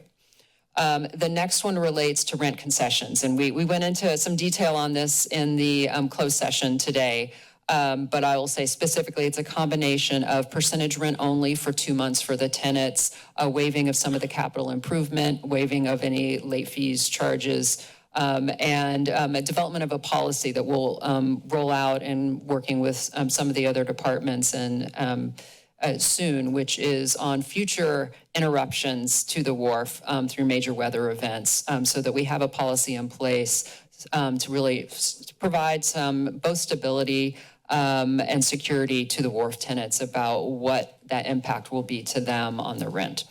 And then another recommendation is to have approval of up to $25,000 towards financial assistance for impacted employees. What this is specifically is the program that was rolled out and administered by Community Bridges just within the second week, or really it was like day 7, maybe even day 6. Community Bridges, funded through the Community Foundation, their Santa Cruz Community Disaster Fund, started a program to provide gift cards for impacted employees. There is a eligibility criteria for 80% of area median income. And to date, or as of last week, we've had 140 of the wharf employees receive these gift cards. What this amount is specifically is to close any needed gap. If there are any eligible employees and there hasn't been enough fundraising through the Community Foundation, through the Disaster Release Fund, is for us to make that fund and that need whole by providing funding to the Community Foundation and Community Bridges to provide those gift cards to eligible employees. I mentioned the economic injury disaster loans. This is actually through SBA, and it's specifically related to major disasters and events. There is a lower threshold for qualification. We did have to have a certain number of businesses. We had to have a number of thresholds that we had to meet. We did submit, based on the survey information, submitted the economic information that we requested from the tenants. 5 of those businesses were interested in receiving loans. They have been approved through the initial screening now, and so we're now connecting them with SBA for the follow-up step. So we have 5 businesses on the wharf who requested loans that have been approved to receive the specific financial loans. And I will say these are very low interest. They're in the 2 to 3% loan range. That's only possible because of the disaster. And then finally, and probably the most, sort of exciting thing about this is what promotions can we do to really help businesses? And as Tony mentioned earlier, the wharf is safe. And that's part of the sort of outreach and communication we've been doing to the community and through the media channels. But the other thing is that we want people to come and shop and dine on the wharf and support these businesses and support our almost 400 employees that work on the wharf. And so part of that, we're working with Parks and Rec, and we're working with Event Santa Cruz, and we have, and based on feedback on day and time, we're doing Wharf Wednesdays starting next Wednesday, and we have Lost Boys lined up for next week, and we have a different band for every week throughout January and throughout February. We're going to have raffle prizes based on anyone who attends the event and shops or dines on the wharf and has a receipt, they can use that for an entry into the raffle. And so we'll be handing out gift cards as raffle events, and you just have to dine or shop on the wharf in order to be eligible over the next 2 months. So those are the promotional events we're doing. There's some more that Parks and Rec is cooking up, and it may involve some food. So those will be coming and coming before you probably in the near future. So those are our major recommendations. They're very specific in the recommendation in the staff report. And then finally, I'm briefly just going to mention the timeline, and then I'm going to turn it over to Meredith to really talk about lessons learned and next steps. Tony already went through sort of the event was from December 23rd. We reopened on January 4th. The recommendations are in front of you today. Over the next few months, we'll both have the phase 2 structural analysis underway, and then we'll also be going through these promotions and other supportive business support, making sure we get all those loans finalized, provide any technical assistance that we can that the businesses need, and then we'll be doing those rent credits for the next through February for those tenants. So. That's what's underway through March, and then in April, staff will return to council with phase 2 analysis, discussion, and recommendations. And with that, I will turn it over to Meredith. Well, thank you very, very much. I think the kind of work that you and your team are doing with our wharf tenants is terribly important. We adore those people out there, and certainly no fault of their own that they were shut down for 2 really important weeks in their year. And thank you for working with them so closely to find a variety of ways to deal with both the business owners and their employees. Thank you so much for that. Thank you. And as I said, it really is a team effort working both with Parks and Rec and I would be remiss if I didn't mention our asset manager, David McCormick, who has been there every step of the way. Yeah. Thank you, Mr. McCormick. Thank you all very much. Good afternoon. Welcome. Thanks for your good work during the heat of the battle there. Oh, thank you. I just want to thank both Bonnie's team and the Parks team and our Marine Rescue Division.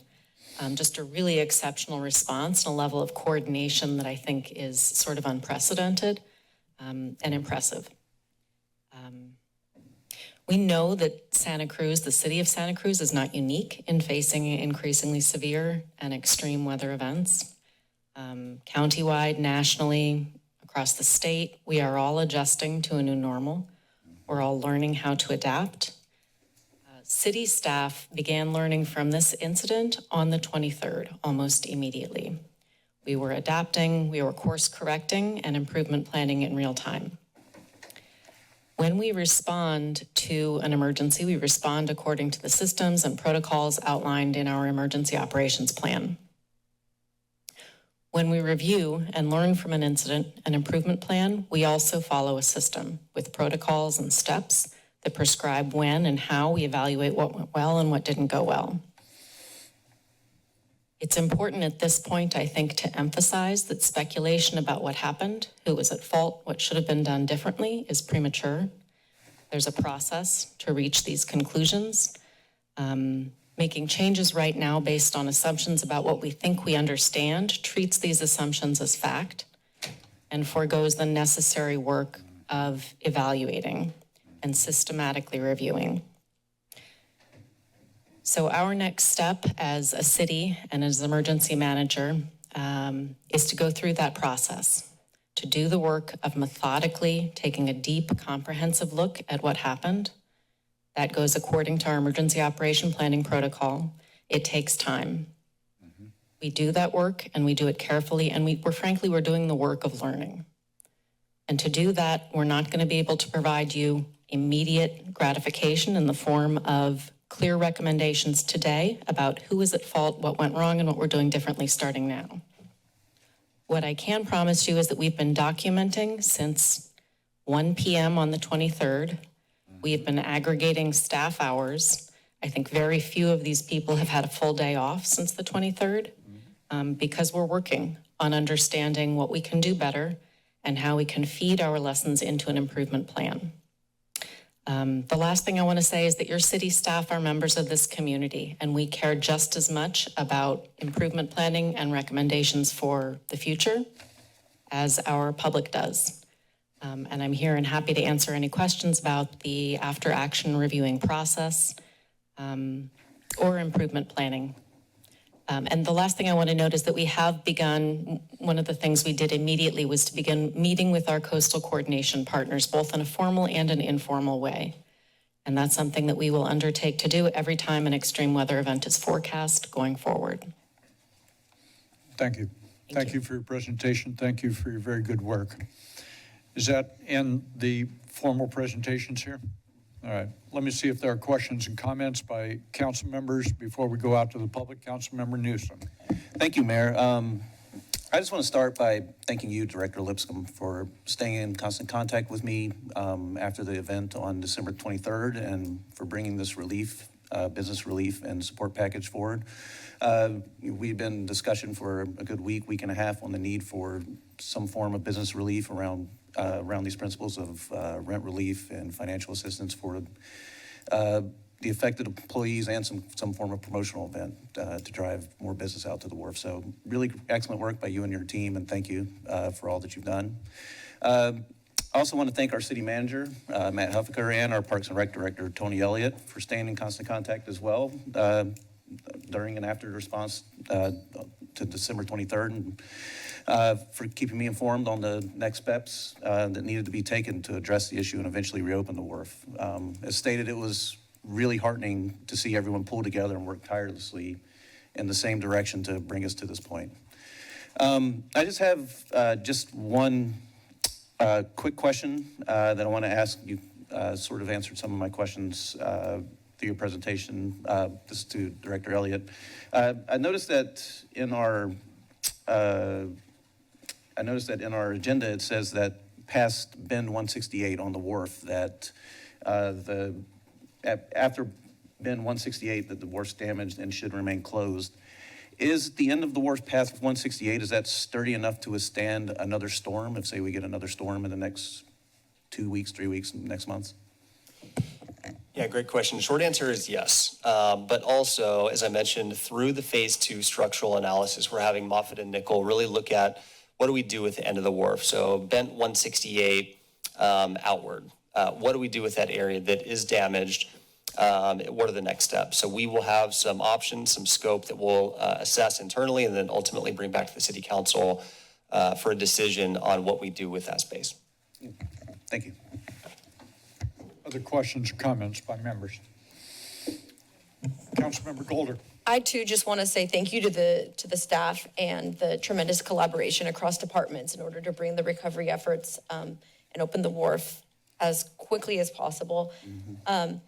And I know people have a lot of questions, and so I really appreciate the slow approach that Meredith recommended, and I think that's the right thing to do, is to kind of pause and look at things holistically before making any decisions. And so I just want to thank you guys for this presentation, not only to us, but for the community to better understand what happened and where we're going moving forward. So thank you, everybody. Thank you, Councilmember. Let me start with, thank you, sir. Thank you. Of the 300 lost pilings, I imagine we know where some are. We don't know where others are. I think went in the darn ocean. So some are heading towards the coast and the beaches, and who knows where the rest are. So of 300 of these, you got a bead on about how many of them? That's a great question. I think we have a really good sense of where most, if not all, of the debris has migrated. So we've worked very closely with partners throughout the region, and we've had tremendous feedback and input from the community as well. We created an email address, in fact, reportdebris@santacruzca.gov, and have utilized that and a number of other communication avenues to hear from the public on where the debris is located. So I think we've got a good sense of where it is. And a good plan moving forward to recover that debris. So yeah, we'll get that addressed and cleaned up. But yeah, at this point, I think that we've got a good sense, but still welcome the community. If there's debris out there on a beach or private property or anywhere, please continue to communicate that to us. And we'll be sure to get that cleaned up over the coming weeks and months. Thank you. Next question is, I don't know how many days into the disaster this happened, but there was some initial number put out there of around $18 million, something on that order, of damage.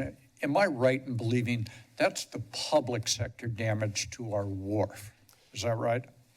That's correct. So in that, it was a initial damage estimate that we submitted to the state, Cal OES. And the number that we submitted was around 18.8 million. Okay. At the time, that included the damage to the public sector asset, the wharf itself. That also included some early estimates of the impact to the businesses, so an economic impact to some of the businesses on the wharf.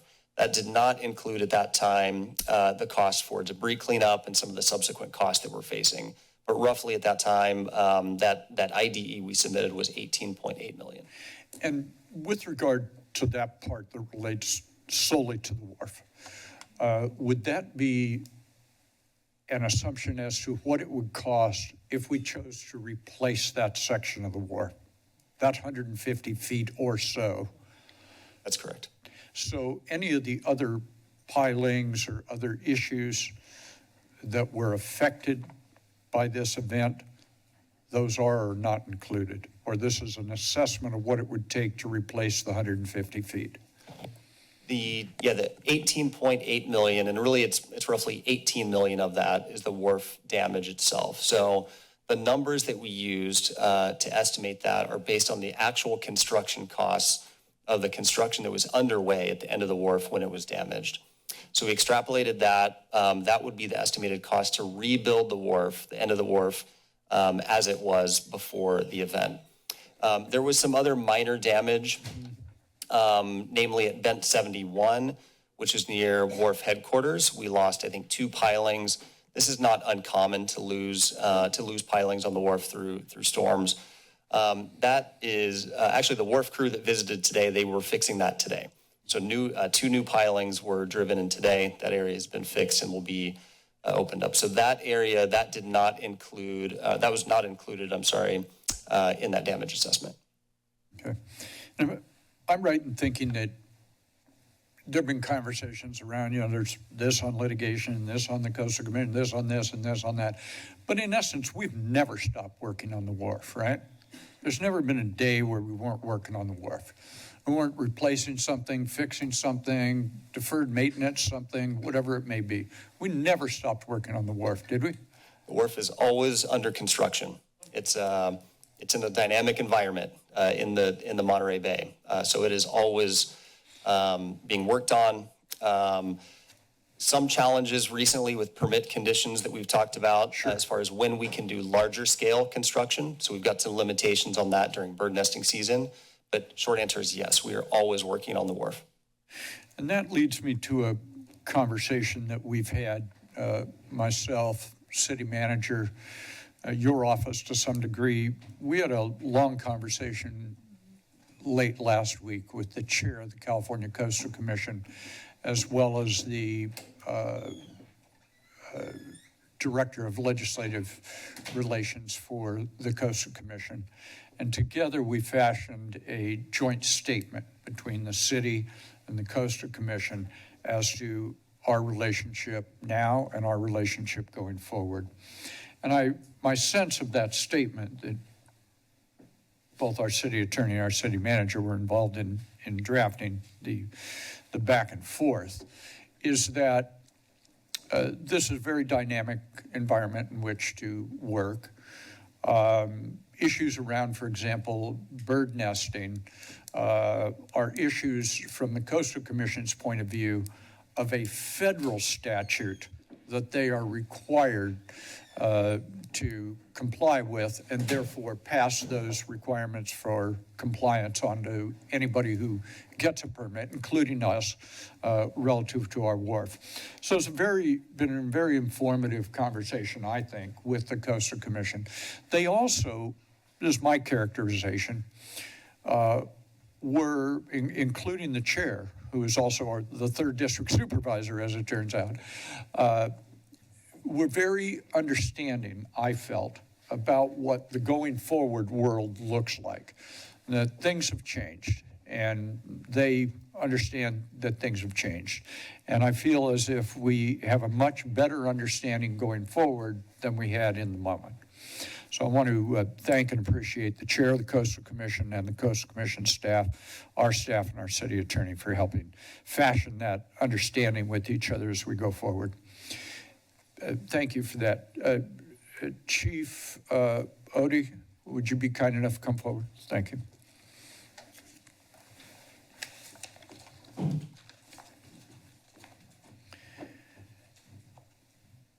Chief, I want to thank you and your Marine rescue team. They dove literally into a situation where they had none idea what that was going to mean for them. And I can't imagine what courage it takes to drop your rescue vehicle into the ocean and say, here's 150 feet of a wharf with some people on it floating in the Pacific Ocean. And the way that they responded to that, the 2 individuals on your team who effectuated the Marine rescue, is the stuff that heroes are made of, as far as I'm concerned. And I wonder if you just might mention on the record the names of those two folks and your assessment of their work on that day. Yeah, the two individuals, thank you. Rob Odie, Fire Chief. The two individuals you're speaking of, Isaiah Mullins and Sam Hoffman, both are lifeguards. They were both on duty that day. We staffed them up just due to the high surf event and the predictions that we were seeing. And they were actually that morning patrolling West Cliff, doing a lot of preventative contacts, contacting people, warning them of the conditions to stay away from the cliffs. And right about 12:30, we had decided to shift from patrols and to put the PWCs, the jet skis, if you will, into the water because of the shifting tide and because of the conditions. And thankfully, at that time, they were in the water on those PWCs, and them and another, we had two of them in the water at the time. One of them was actually at Mitchell's Cove. They were basically splitting West Cliff, if you will, and Isaiah and Sam were basically at Steamer's Lane. And they actually witnessed the event occur. I think other than cameras that actually caught it, they were two individuals that saw it from a very unique perspective on the water. So they called it on the radio and actually responded over. So to your point, they did, I think, respond to something that none of us, I think, would ever have imagined. Well, I myself, being on duty down here and having to respond, never thought that I would have to respond to something. But again, their unique perspective, them jumping in to respond into those harsh conditions, not only with the surf, but with all that debris that was there, and not knowing what they might encounter definitely puts them on that hero level. And I hold them in high regard, absolutely. They both have been lifeguards for us for a number of years. Isaiah himself came up through the junior lifeguard program with his family, so he has been one of us for many, many years. So I will definitely share the appreciation and adulation that you have for him. So thank you very much. Appreciate it. Thank you, Chief. Yes. Thank you. Meredith, you'd be kind of a question for you. I think that one of the comments, the way I interpreted one of your comments is this: trust the plan. The reason we do all this advanced emergency planning is so in the moment you don't have to think, I wonder what the heck we should be doing right now. Everybody's got a role. Here's one for earthquakes, here's one for this, here's one for that. Everybody's got a role. We practice these drills, we go through it.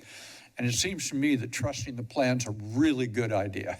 That by trusting the plan in this instance, what happened is that safety was first, human life and safety was first, property damage was second, and then all other considerations followed that. And we had this conversation last week when we were all on a conference call trying to understand how this works, your assessment of it so far.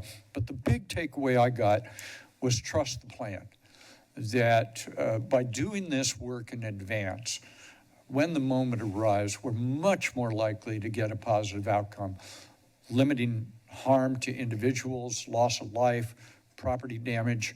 That is much more likely to result in a positive-ish outcome by trusting the plan. As we go forward now, I remember in the 1989 earthquake when I was county supervisor, that maybe 7-8 months after the actual incident itself, there was a time where the sort of incident reflections and lessons learned come about. And they're not really good to do that in the moment. It's good to let a little time go by. And I think you made reference to how we're going to deal with that when we go forward. Can you speak to that for a couple more minutes? I think it's worth pointing out that in addition to trusting the plan because it's the right thing to do, and the plan is the document that codifies what this council has come up with to say we're going to respond this way, it's also a prerequisite for seeking any type of state and federal funding for a disaster. So we follow our plans because that's for emergency management, that's our law. As far as takeaways from any event, I think it's fair to say that there are immediate takeaways. And every week, every day that goes by, you learn a little bit more. You talk to a few more people. That's certainly true for myself. What I took away from, that day was different after I spoke with Bonnie and Tony and the first responders and the Weather Service and NOAA and the Coast Guard. And those conversations do inform and should inform the way we learn from the event. So that's not to say that we shouldn't be documenting all along what our takeaways are, and we have been doing that. Our first documented note was from December 23rd at 1:15 p.m. But going forward, the process for formalizing those documented takeaways, looking at the larger context, does continue to be informed by broader discussions, that some of which we haven't even had yet. Thank you very much. Appreciate it. Other questions, comments? Matters back before the body for action. Let me see if there's anyone with us who wishes to make comment on this item. Mr. Ewing, welcome. Good afternoon, sir.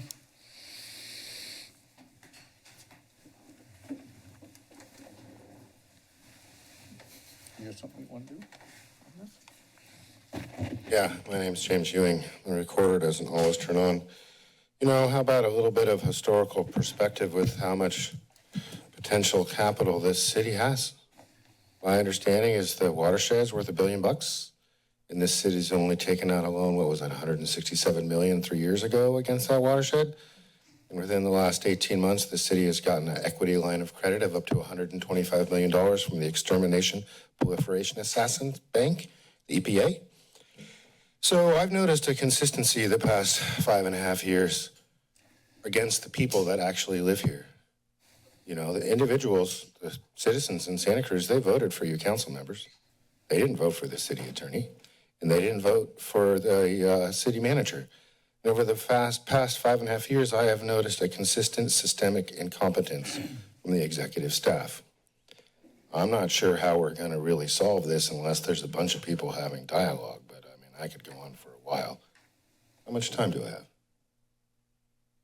You're doing fine. Go ahead. Okay, I'm almost done. So I think it's really quite amazing as when emergency situations happen, how people go into action. Sure. I know that the city of Scotts Valley has a maintenance staff of 4 people. And when they had all those storms 2 years ago, it was the city of Scotts Valley Police and those 4 maintenance people that helped the entire community.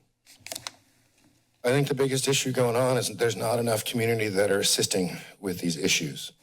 I took a fair amount of notes. I guess I want to focus on my understanding from what I heard somebody say is the last structural evaluation was done in 2013. And I can assume that Incredible Design was produced around then. So that's almost 10 years ago. So what other degradation has happened to that 5% of those 5,000 posts? So I think there's a lot of cover up and there's not enough accountability because like I said before, there were, from what I recall, 3 different organizations that were going to sue the city if they didn't do this improvement. And I think there needs to be a lot more community being involved as what's going on. I think it's amazing, all the people that helped. I'm glad nobody was hurt. I must admit, when I learned that it was going to be closed indefinitely, I was quite livid. I think I first started coming here when I was 6 years old, more than 50 years ago. And I'm glad that it's put back together the way it is. So I would like to see some accountability and, you know, really making some steps forward, because it is my understanding that this city that has a annual revenue or expenses of less than 200 million has access to more than that with loans they've taken out in the past couple of years. That's my 2 cents. Thank you. Thank you, Mr. Young. Good afternoon, sir, and welcome. Happy New Year to you. Good to see you again. Happy New Year to Council, Mayor. My only comment is just I wish there were more people sitting to just watch how much stuff. I mean, the work that goes into, I could have a lot of complaints, but the amount of work that I do see, and I don't even see, I mean, just the fraction that I see, it's incredible. And I wish people did see that. Meredith mentioned instant gratification. Now, people have to be patient, but they also have to participate, observe, take part, show up. You guys show up. I appreciate that. I'll come back next week or 2 weeks, and I'll have some horrible things to say. But Happy New Year, and it's good to see Councilmember O'Hara back in the chambers. Peace. Thank you. Thank you for your forbearance. Anyone else wish to make comment? We have anyone online? We'll take the person online, Ms. Wood. Person online, good afternoon. Welcome to the council meeting.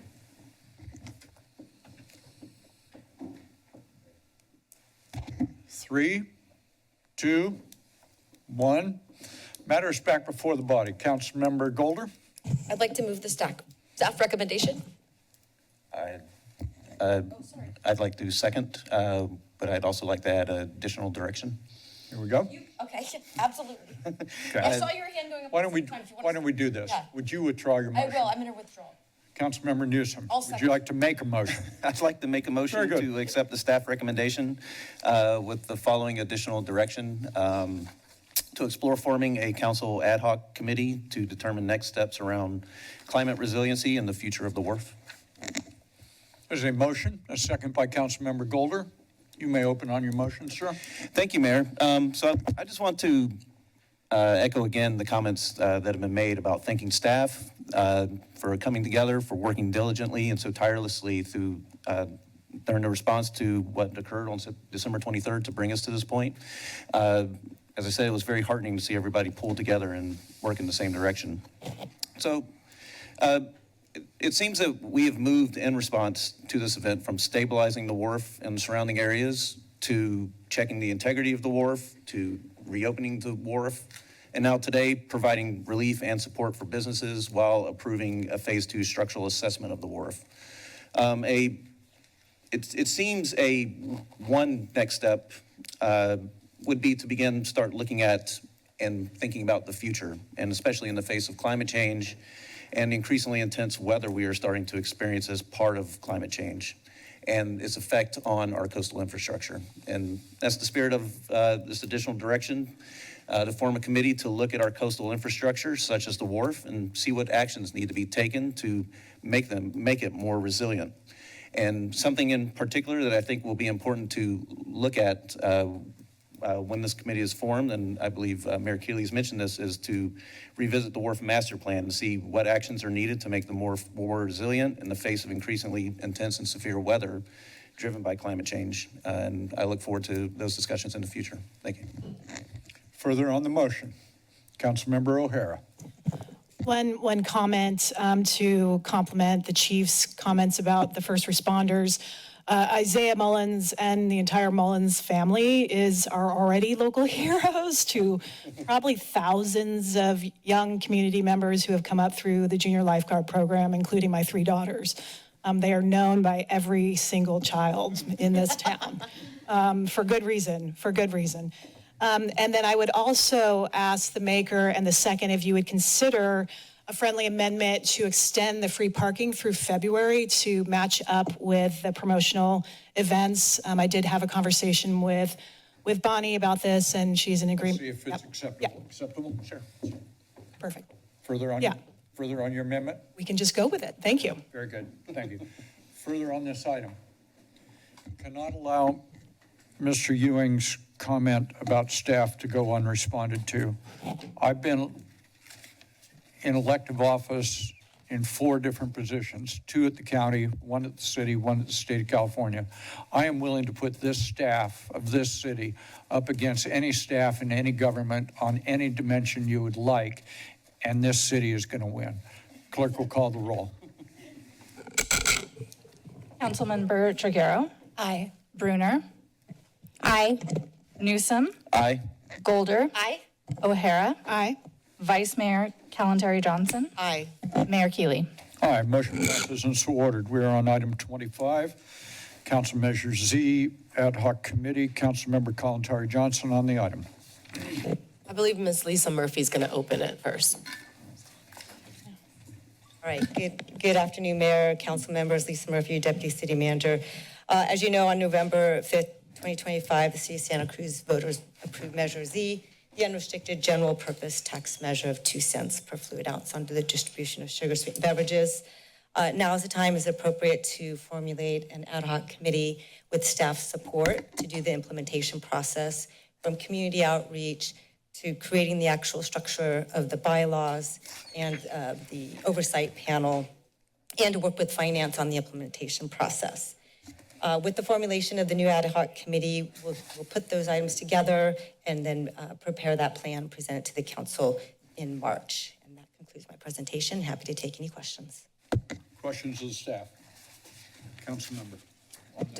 I'll just briefly comment that we are excited and committed to putting together a effective and transparent process to look at implementation, look at the makeup of the advisory bodies so that we can reinvest these future dollars into our city. So excited about it.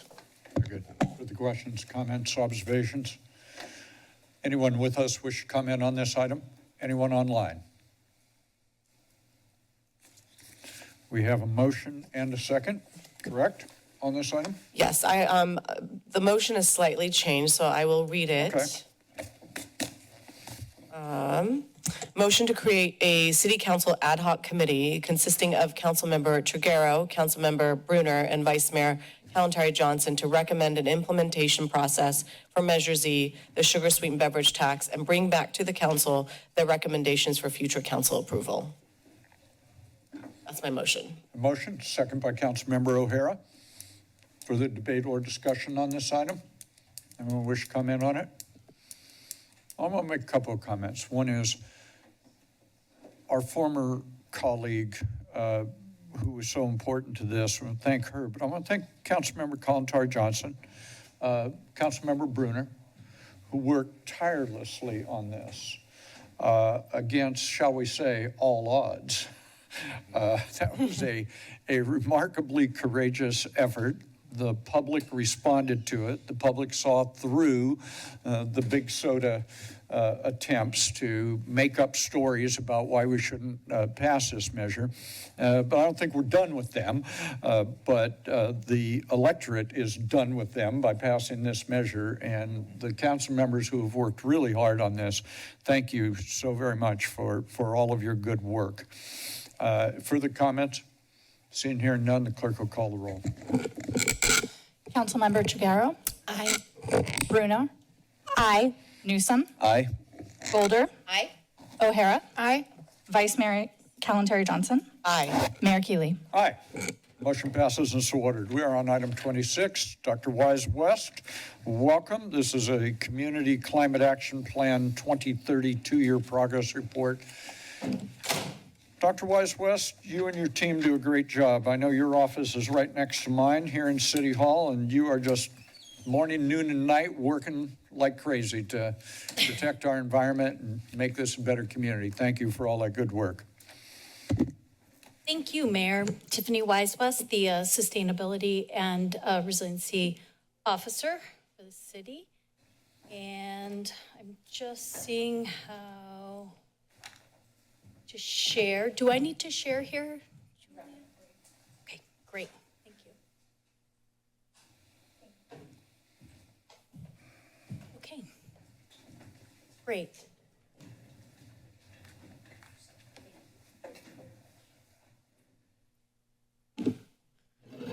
All right, I'm very pleased to be here to present to you today our annual update on our progress on the Climate Action Plan 2030, which is 2 years into a 3-year implementation work plan, as well as our work plan for 2025, our annual work plan for 2025.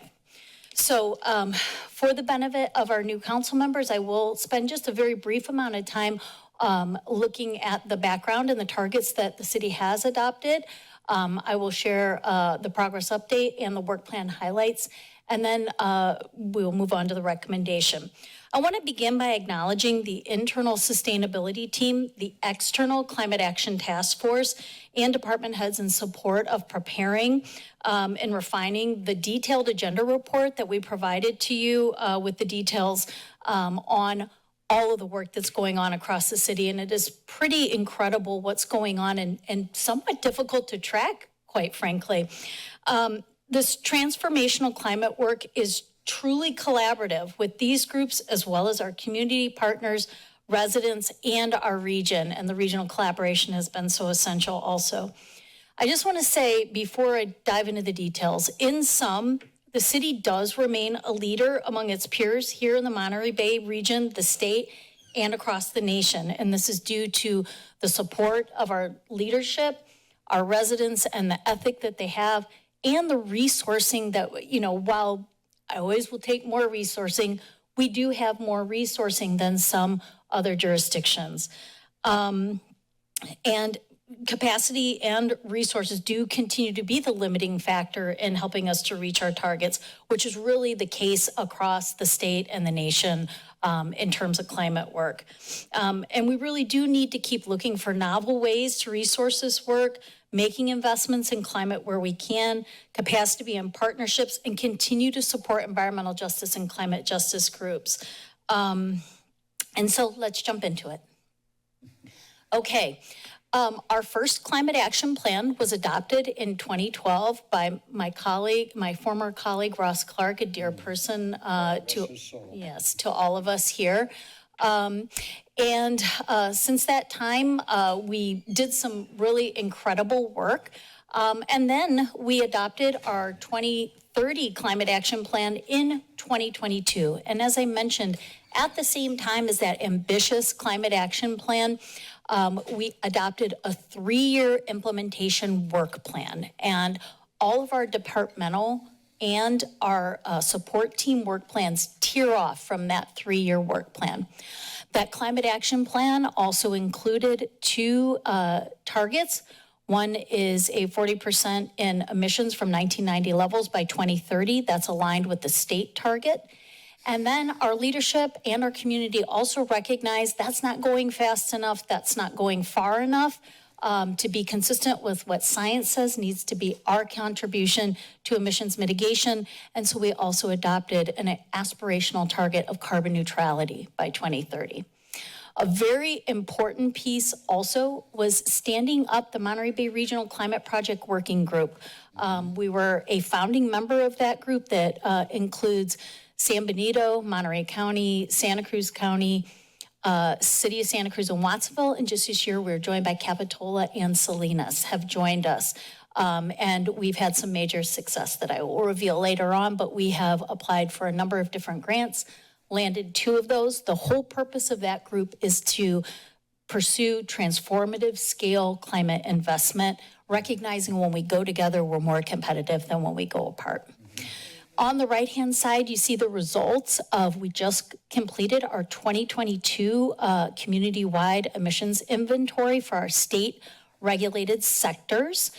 And you will see that transportation continues to be by far our largest source of emissions. I will show you some differences in a moment, but overall emissions have increased slightly. And where we see the changes, we did see an increase of about 2 to 3% in transportation, and then reductions primarily in building energy and commercial energy use. You might ask, why it's 2025? Why are we looking at 2022? We do have a lag in data from PG&E and other sources. We look at, for example, census data and so forth. So there is a lag in the data, but we do update our emissions inventories every 3 years. So clearly by this emissions inventory adopted the same or completed for the same year as the CAP, we can't yet say what the impact of the climate action plan has been, our implementation on emissions. We won't be able to do so until 2025 when we complete our next emissions inventory. Okay, and this just shows you kind of where we're at. So you see historically 1990 emissions level. The top row of information is our mass emissions, meaning our community-wide emissions. So that's everything in the city. And below is per capita, per person emissions. And we like to look at that also because as the city grows and emissions increase, if there's a commensurate increase in population, then we're truly reflecting kind of what our progress is looking like. So you see across the top that we did have a very slight increase in emissions between 2019 and 2022.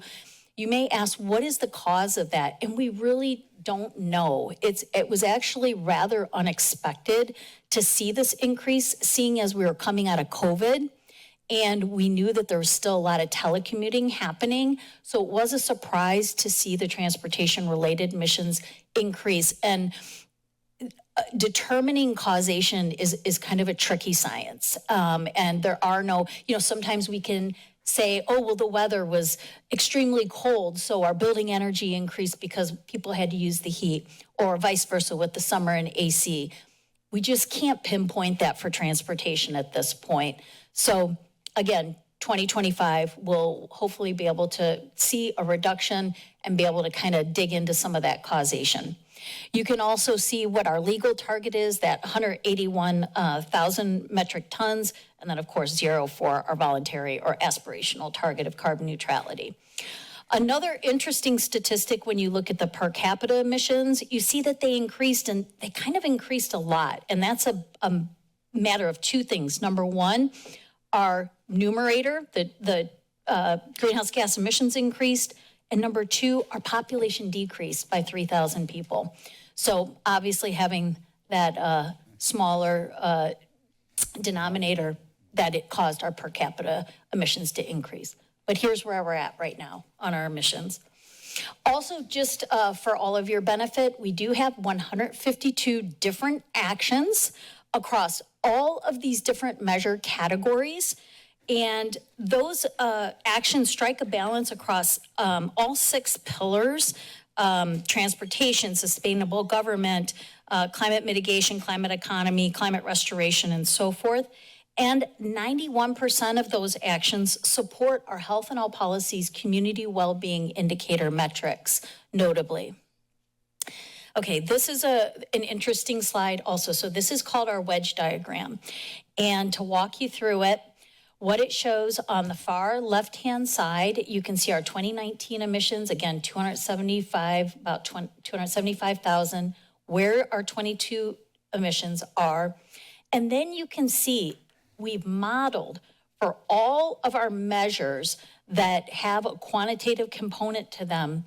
These are the measures it's going to take to get us the reductions we need to meet our 2030 target. So we need to reduce 76,000 metric tons to meet our target. And I will say we have a good start on all of these measures, as has been detailed in the agenda report. So I will continue to update you with all of these graphics to kind of show you the different ways that we look quantitatively at where we're at with our targets and emissions reductions. So we also have a qualitative story to tell here.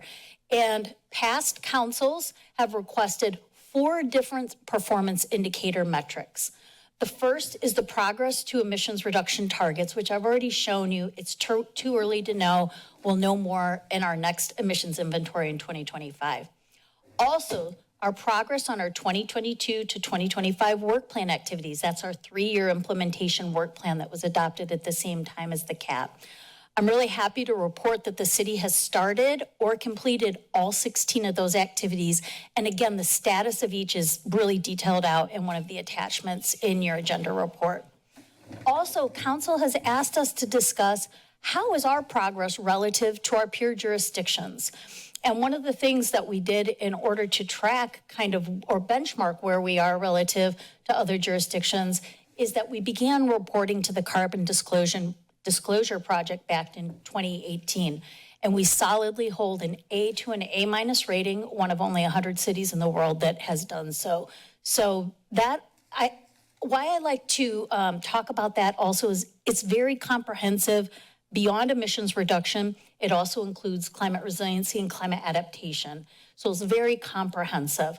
Another thing about reporting to CDP is that it allows us to look at, for different actions, where we stand with other jurisdictions across the world. So it also helps us to understand where we sit. We also hold leadership roles in a number of peer exchange networks, which I cannot express how important these are to the work we do. We grab policies from other jurisdictions and modify them. We go together on funding and so forth, and we hold leadership roles in Green Cities California, Central Coast Climate Collaborative, and the Regional Climate Project Working Group I mentioned. So really all scales. Lastly, I'm also proud to report we had a pretty banner year for funding for pursuing grants last year for climate.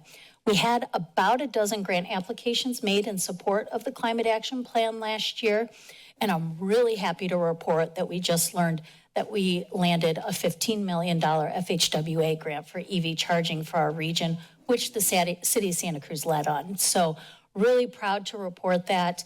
That'll be very transformative for our region for connectivity for electric vehicles. It also includes workforce development in that grant as well. So really proud to report on that. Also, just some other highlights of some specifics. This isn't everything, but really these are our high impact actions.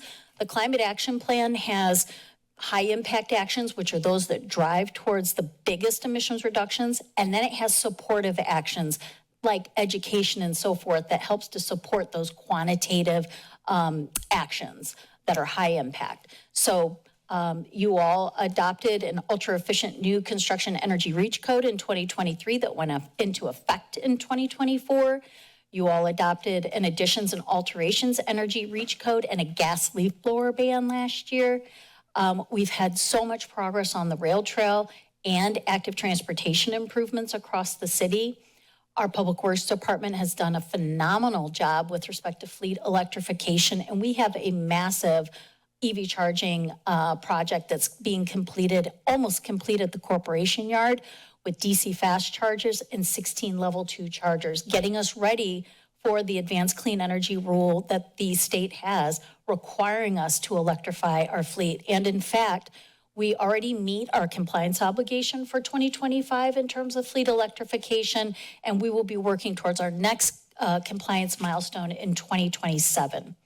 I do want to highlight a couple of our softer projects. For example, EVs for Everyone, which is a bilingual effort with Ecology Action to get folks into electric vehicles, to help them through the rebates and to get EV chargers. And then I also want to recognize the Go Santa Cruz Alternative Transportation Initiative, which is right now 27 residents of the city participate in this, that provides free bus passes, the B-cycle passes, and so forth. So it's really ramped up, and we also have ramped up our resourcing of those incentives. And then lastly, I want to mention the Induction Cooktop Loaner Program. We had 80 people in our community over 2024 reserve these out of the library and try them at home because they were in the market to buy a new cooktop, and they wanted to maybe replace their gas cooktop. So we've had some really great experiences there. That was a great first year of that program in partnership with the libraries. We are also discussing with the library if we can maybe have electric leaf blowers be added to the library of things and be able to be put out into the community. And then lastly, I just want to mention the work plan for next year. And I've really grouped together a number of projects here because there is so much going on. By my count, there are over 22 specific climate action plan initiatives across the city right now. So in terms of decarbonization, we have policies looking at multifamily housing, ultra efficiency, and a low carbon concrete ordinance. We have a pending grant decision on an affordable housing decarbonization and climate resilience fund. That's through HUD, pending that we put in last year.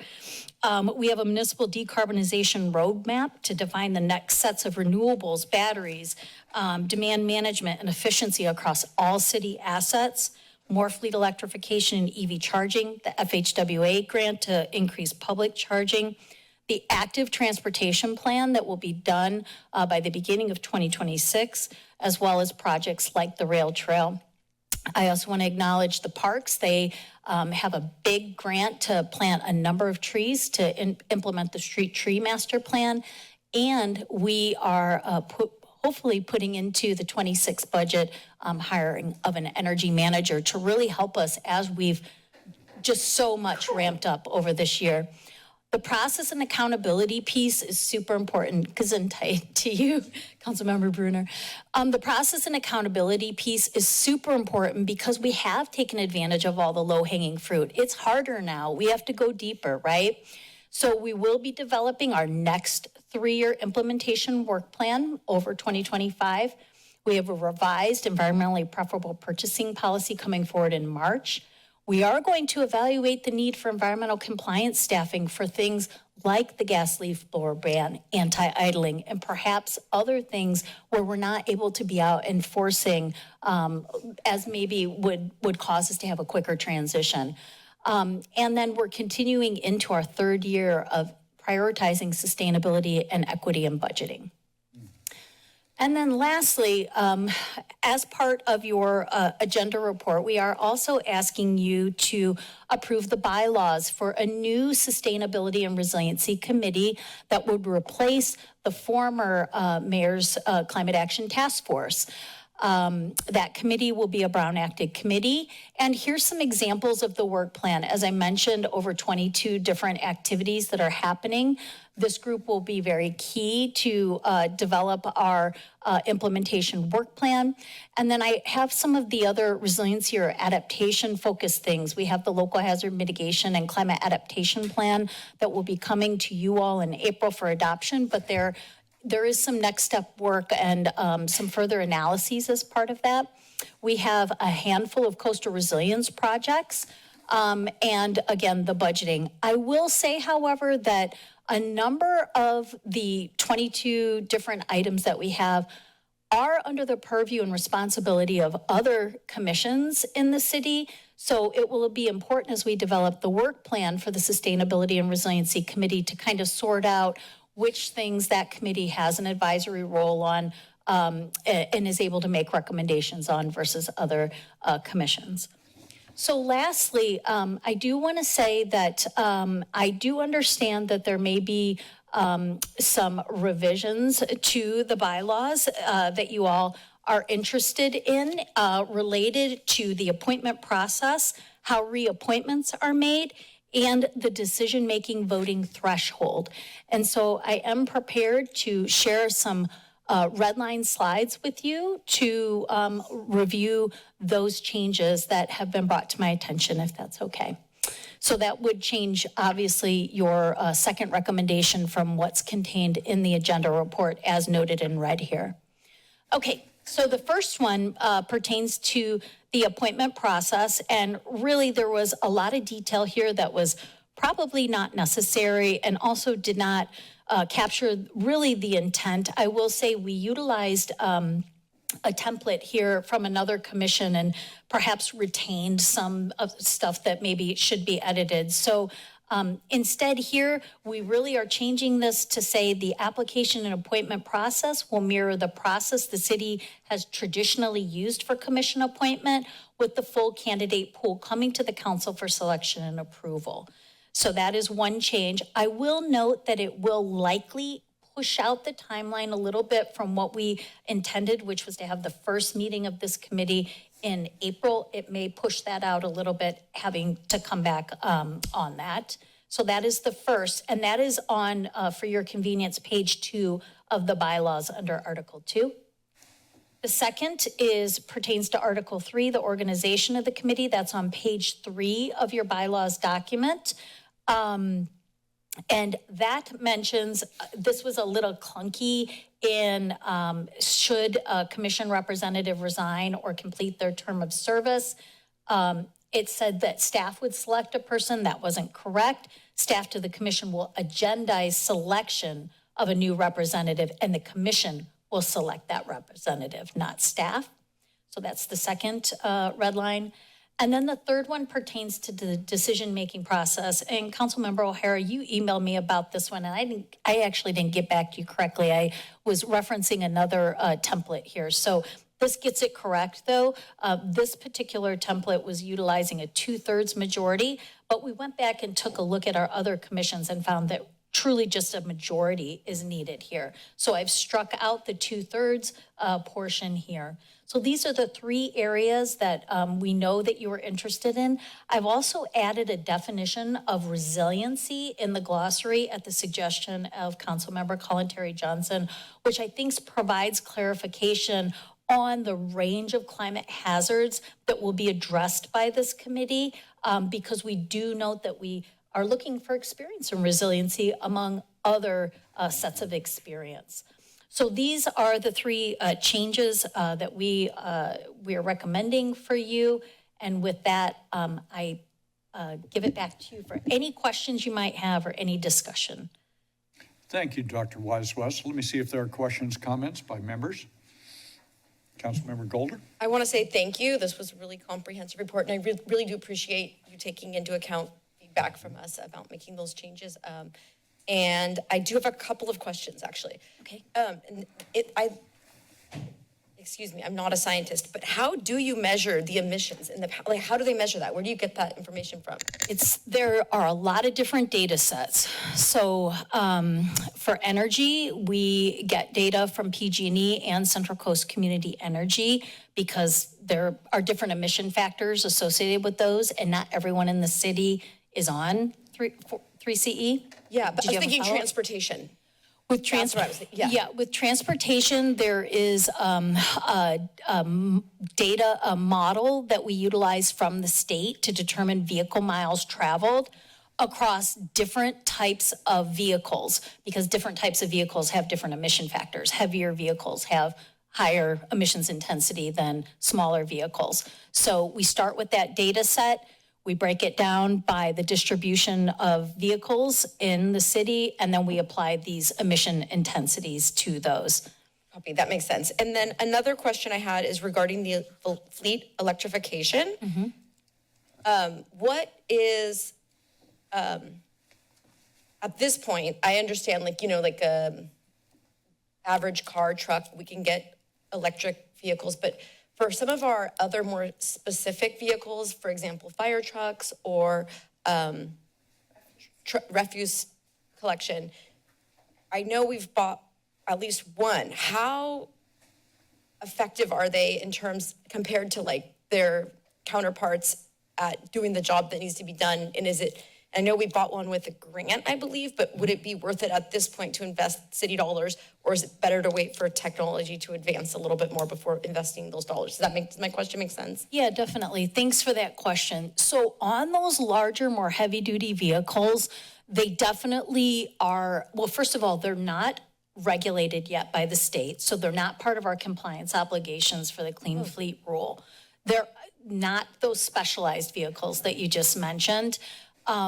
They are very expensive, and we did, with the refuse truck that we purchased, we knew that it had a smaller payload capacity because of the size of the battery, and that particular vehicle that we purchased, we have had some problems with.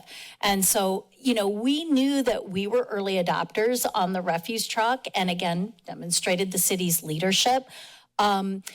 Those kind of vehicles and like fire engines, for example, we're looking for those, but we're looking for grant funds for those, right? That's not necessarily a priority for us to put in city funds for right now, because they are, you know, performance-wise, not necessarily performing at an equal kind of way as their gas-powered counterparts. Thus, that is why they're not regulated by the state yet also. Thank you for explaining that, because I think that helps with, you know, understanding the holistic approach and the thoughtfulness to doing this work, and that we want to try some things, but we're not going to just flush city dollars down the toilet and buy vehicles that maybe aren't up to the task. No. We're being responsive to the Right needs of the time. departments too. Yeah. Okay, I'm sorry to be such a question hog, but I have like one or two more questions. Is that okay? The white e-bikes, which I haven't ridden yet, I know that we had a theft problem. I haven't seen so many of them. Matt, maybe you could speak to this one. Do we know what's up with that at this point? Thank you for the question, Councilmember Golder. You're referring to the B-Cycle program. It's actually under new ownership now, and our transportation team has been working very closely with the new staff and the local manager to really bolster the equipment to make the docking stations more secure. They've also been in coordination with our police department around enforcement. If a bike happens to not be properly checked out, shall we say.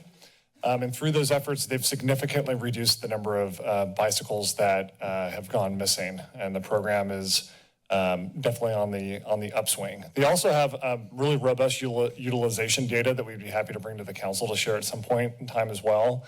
It's one of the higher performing areas that B-Cycle serves throughout the country. That's good to hear. I'm glad to hear that they're implementing those measures so people can actually use the bikes. And then the final thought, I can't be like 100% positive. The compliance officer, no, until we can fully staff our compliance at our PD, until our PD is fully staffed and our fire, everybody has what they need, then maybe I can support your compliance energy manager. But everything else, thank you, Tiffany. I do appreciate your work. No problem. And we're evaluating that this year. We're not putting it in the budget. So we're evaluating how that might be able to help the city. Thank you. Thank you. Councilmember O'Hara. Thank you, Mayor. I'm going to stumble through this question because this work is so technical, but again, agree with Councilmember Golder. Thank you so much for your work on this. I know that you are really in the lead on so many regional and statewide efforts, and that reflects not only on our work, but also the work within the region with our county partners as well. So thank you. I appreciate it. Okay, so now we're getting to the question. What Councilmember Golder just talked about with regard to the transportation emissions, obviously being like the huge bang for the buck if we can wrap our heads around it. Is the state, and are you thinking about our changing housing demographic with concentration of housing around transit, around public transit, limited parking? Most of them won't have the number of parking spaces available that would be similar to our single family homes, let's say on the Upper West Side where folks are commuting into town. Are there statewide models that are looking at how our housing legislation and policy statewide will be impacting our transportation emissions? Because I see a very positive trend potentially there. Certainly. Let me start by saying that transit-oriented development is the key to us achieving our climate targets. As far as what's going on the state level, is your question around, is the state looking at where that nexus is and kind of how those influence one another? Is that what your question is? Are you thinking about it? Well, we're thinking about it all the time. As far as the state, not to my knowledge. I mean, I think there are things going on there. It's not coming down to us in terms of, we have best practices and so forth, but not in terms of additional policies, I guess you could say. But it certainly is something that we think about here. I mean, you'll look in the Climate Action Plan and there are a number of things related to parking, for example, and other transit-oriented development supportive actions that we do try to integrate across, various policy initiatives and so forth. I'll just add to Tiffany's comments, but I think to get to the heart of your question, Councilmember O'Hara, I would argue that I think much of the housing legislation we're seeing in Sacramento, whether it has been intentional or not, decoupling parking, removal of parking requirements as one example, will most certainly have eventually that intended effect of less folks on the road. Of course, we have robust discussion about that here locally, as well as the council as these housing projects move through for approval. I think our community is still getting used to this idea of projects coming online without the provision of parking on site. But we're able to point to a number of transit-rich opportunities that we have within Santa Cruz that I think really provide other mobility opportunities. And we've been having a lot of conversations around that as well. So a lot of layers to it, but I do think that is the direction that Sacramento has been going and will continue to go. Thank you. Just one follow-up, Mayor. Notwithstanding the challenges with the conversation around parking, because I know that they are abundant, just a reflection on how to incentivize our downtown developers to really focus on making sure that they are being rich and innovative in talking to folks that are investing, whether it be rentals or otherwise, on making sure that we are making that connection with folks. I mean, I see that as being a local policy that we can, focus our expertise, and particularly your expertise on. So thank you. Thank you. Vice Mayor is recognized. Thank you. I'd like to reiterate my thanks to you, Tiffany, and all the work that has been done. And thank you for integrating the suggestions around the bylaws. We're trying something a little bit new that we haven't done before. And I know it's an 18-month pilot, but I think how we shape this and how we launch it will be really important. I did want to just quickly mention that those same questions you're asking are percolating, and there's some conversations happening around those. So to be continued. One other thing I want to say is as I do work in the community with nonprofits, I just want to point out that Dr. Wise West is the local and regional hero when it comes to greenhouse gas emissions and bringing partners together and writing these big grants. So I want to make sure I just elevate that, because I hear it out in the community as I'm working with organizations like Ecology Action and Regeneración and others. So thank you for the work that you do here as your role as sustainability manager of the city, and then just it really expands beyond. So thank you. Thank you. Councilmember Brunner is recognized. Thank you for this update. This has been really good read and through the agenda report, and I appreciate the columns and breaking down each section. It's really helpful to see it that way. In 2022, when I was mayor and we adopted this climate action plan, it was a big deal, and there was a lot of work that went behind it, and really solidifying the city's commitment in climate investment and really being intentional about ways that we can help contribute. And I'm just always amazed at all the ways that it comes up in various categories and sectors. And I just think we're on a good path. This the change for the new committee, I think, will be maybe a little more targeted, and I hope that this is a good tool. So we'll see on how we can support the 2025 work plan in this way and keep moving forward to our goals. So thank you so much for the update and the work thus far. Thank you. Welcome. Councilmember. Dr. Wise West, thank you very much. A couple of issues here to explore. First of all, I want to thank you for this, the committee. We started talking about this a couple of years ago, about how the mayor's task force really didn't do anything. Not that there wasn't an attempt, but they as a body were not as effective as this architecture. And we've had a lot of conversation about this. Took a lot of balancing and a lot of weaving through things to get there. Thank you for this very much. I think this is a way to engage the other commissions in a way on this topic that they might not otherwise have put at the front of their minds. Thank you for this.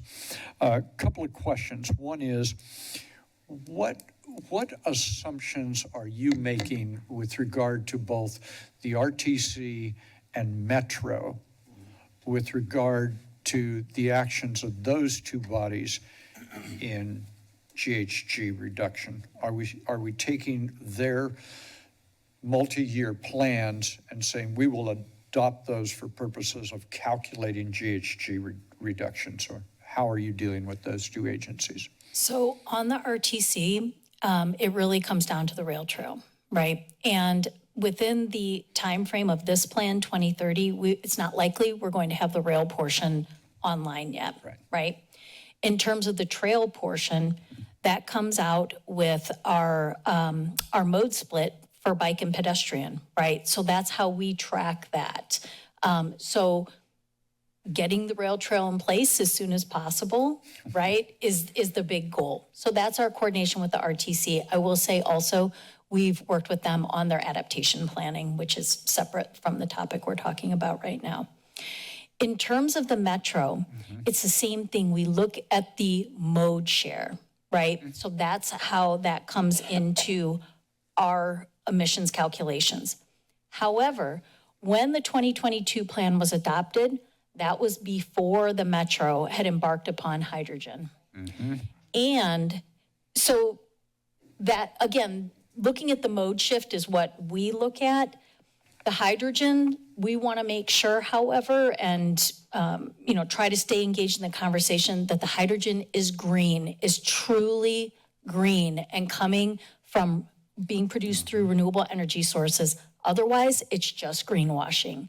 So that is what we need to keep the eye on, is making sure that that hydrogen is green going forward, and then have all the supportive structures in place to get people on the bus. The free bus passes for youth, free bus passes for downtown employees, working with them on improving the routing and the frequency of the routing and so forth. That's what's going to drive an increase in our mode share for transit.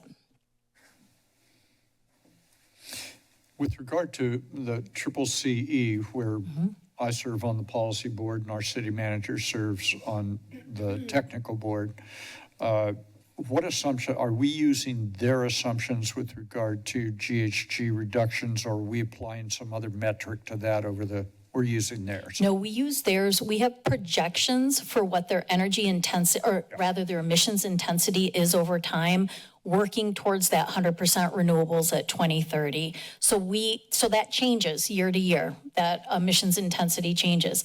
I will note that it actually increased this year because of the expansion of the footprint, the geographical expansion, and we did not yet bring on more renewable resources. Right. So it's kind of like an accounting kind of thing, Yes. right? So just want to keep that in context. That's why I asked, because of that expansion. That's Yes. what I was wondering, what our working assumption was in terms Yes. of what the effect is of CCCE here as their imperialist tendencies continue.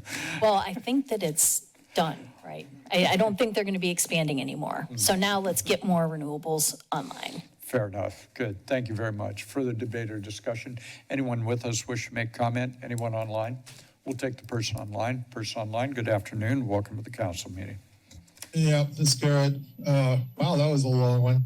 Anyway, the CAP 2030 recognition of some scientific consensus around the need to accelerate beyond the state targets for emissions and setting an aspirational voluntary target of carbon neutral zero emissions by 2035 is based on a false consensus of need and zero recognition of the calamitous human suffering that will be the effects of the globalist fear-mongering con. I recall no such proof of climate control ability regarding man-made CO2 emissions anyway, and there is none. The statement that the cost of inaction on climate change is estimated to cost the city $25 million in the form of adverse impacts to health, infrastructure, and economy does not define what or how that suggested inaction on climate change does that, which makes that just another unsubstantiated word salad used to justify the usual outrageous and real cost discounted assaults on individual rights with economic hardships that accompany this climate change grift. The reality is politicians should be concentrating on adaptations to reasonable, real climate change scenarios, not confusing weather with climate as you always do, and not listening to alarmist fear-mongering of those who stand to profit at the expense of those who will suffer needlessly. Again, there is nothing Santa Cruz can do that will control the climate of the planet Earth, and it is a grave falsehood and dirty trick to con the people into believing you can, and to what extent. I see no promises of what climate control is in exchange for what in any of this. It is globalist, New World Order control grift. Surely you must be aware the national public has voted a different path forward in the recent national election. You can rigidly cling to your false narratives, or you can accept there's a better way forward, which this is not. As to the creation of a committee, not a word of it. I can't really see the clock here. Could you get that working? Anyway, you can rigidly cling to your false narratives, or you can accept there's a better way forward. This is not. As to the creation of a committee, not a word of it actually describes a mission, except the mission candidates for commissions should possess expertise in climate advocacy and the nonsense climate justice thingy, which seems to indicate the main mission is to get the public to go along with ideas that are not in their interests. Advocacy is whatever Tiffany Wise West says it is, seems to be the point. Voting seems to be a last resort. If the committee chairperson can't just claim a consensus. In this committee, the idea was the people's elected representatives, the only elected representatives we have, are not allowed to be members and must say nothing at the meetings unless asked. Tiffany Wise West was never elected to dog catcher. The idea any topics can be discussed and no specific problems are assigned to the committee is bizarre. The definition of committee consensus being defined as a consensus including standing aside, in which one or more members convey the sentiment they disagree, but they don't actually vote no. This is very bizarre. Or two-third vote is required unless a simple majority vote would have passed instead. The very strange procedures. Maybe all these last-minute changes mean this isn't ready for prime time. The sense of the meeting is defined as a palpable feeling in the room. This is typical of Les's concerns being all about feelings and not facts and defined fact-based opinions backed by duly noted vote decision-making. Mr. Phillip, Have we thank got you. the time? Thank Okay, you. is that 3 minutes? Thank you. Okay. Thank you very much. We appreciate your input. Anyone further? We'll take the next person online. Thank you. Person online, good afternoon. Hello, Welcome to the can you City hear Council me? meeting. Can you hear me? Hello? Yes. Okay. Yeah, I had trouble on the one of the earlier, I think it was matter 24, was not allowed to speak. It's funny how all the measurements were in metric tons, which is a peculiar unit to use. It's about 110% the size of a ton. It's also known as a megagram. And that's a lot of carbon, electric vehicles, use a lot of energy, and the amount of carbon emissions that are saved by using them is could be considered marginal. It's just not produced, within the vehicle itself as internal combustion. The B-cycle bicycles, they used to end up off the end of the wharf, and I guess that's not possible anymore. But yeah, them getting stolen doesn't surprise me in the slightest.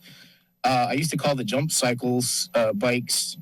Excuse me, that's what I was referring to earlier. The jump cycle bikes. I used to call them. I used to say they're called jump cycles because you had to jump over them because people would abandon them on the middle of the sidewalk. And I don't really have a huge amount of.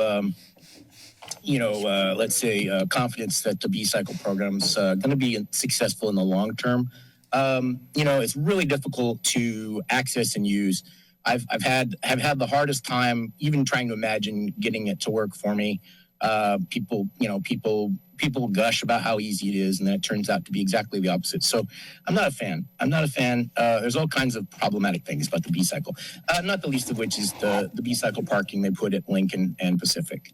I just want to say, climate speculation, I'm mildly concerned about climate change.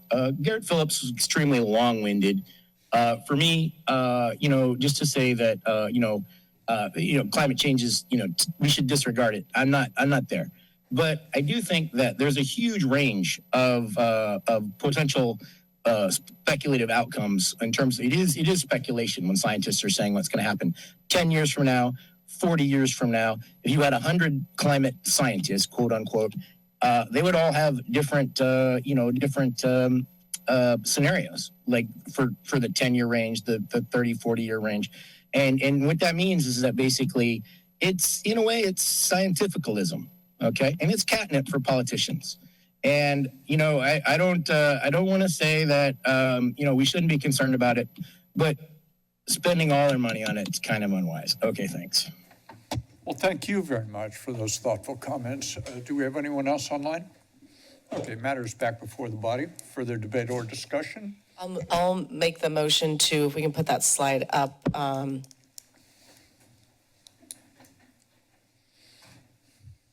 I can pull it up here. It just was one change to it. Where's my agenda? My agenda shut down on its own. I'd like to make the motion as recommended on the slide, which is staff recommendation with the revisions that were proposed to the bylaws. Sorry, my agenda just shut down. A second by Councilmember Brunner. You may open on your motion, Madam Vice Mayor. Yeah, I preemptively already made my comments, so I don't have other comments. Thank you. All right. Anyone else? Comments? I am not going to allow a comment about Dr. Wise West, a disparaging comment, to go without a response. Dr. Wise West is an eminent expert on this topic, recognized not only in the Monterey Bay Area, but far beyond the Monterey Bay Area. We are very fortunate to have someone of her capability being our climate action coordinator and leading this very aggressive body that wants to work on this topic that we believe is real. We're very fortunate to have Dr. Wise West, and the clerk will call the roll. Council members Triguero. Aye. Brunner. Aye. Newsom. Aye. Golder. Aye. O'Hara. Aye. Vice Mayor Kalantari Johnson. Aye. Mayor Keeley. Aye, motion passes and so ordered. Ms. Wood, do we have further business come before the body? Mr. Condotti, further business come before the body? We do not. Is there a former vice mayor who wishes to make a motion to adjourn? Councilmember Golder moves, a second by Councilmember Triguero. This is non-debatable, regrettably. Those in favor signify by saying aye. Aye. Carries and so ordered, we stand adjourned. Deep reservation. First meeting of the year. Done and done. Good first meeting. Pleasure.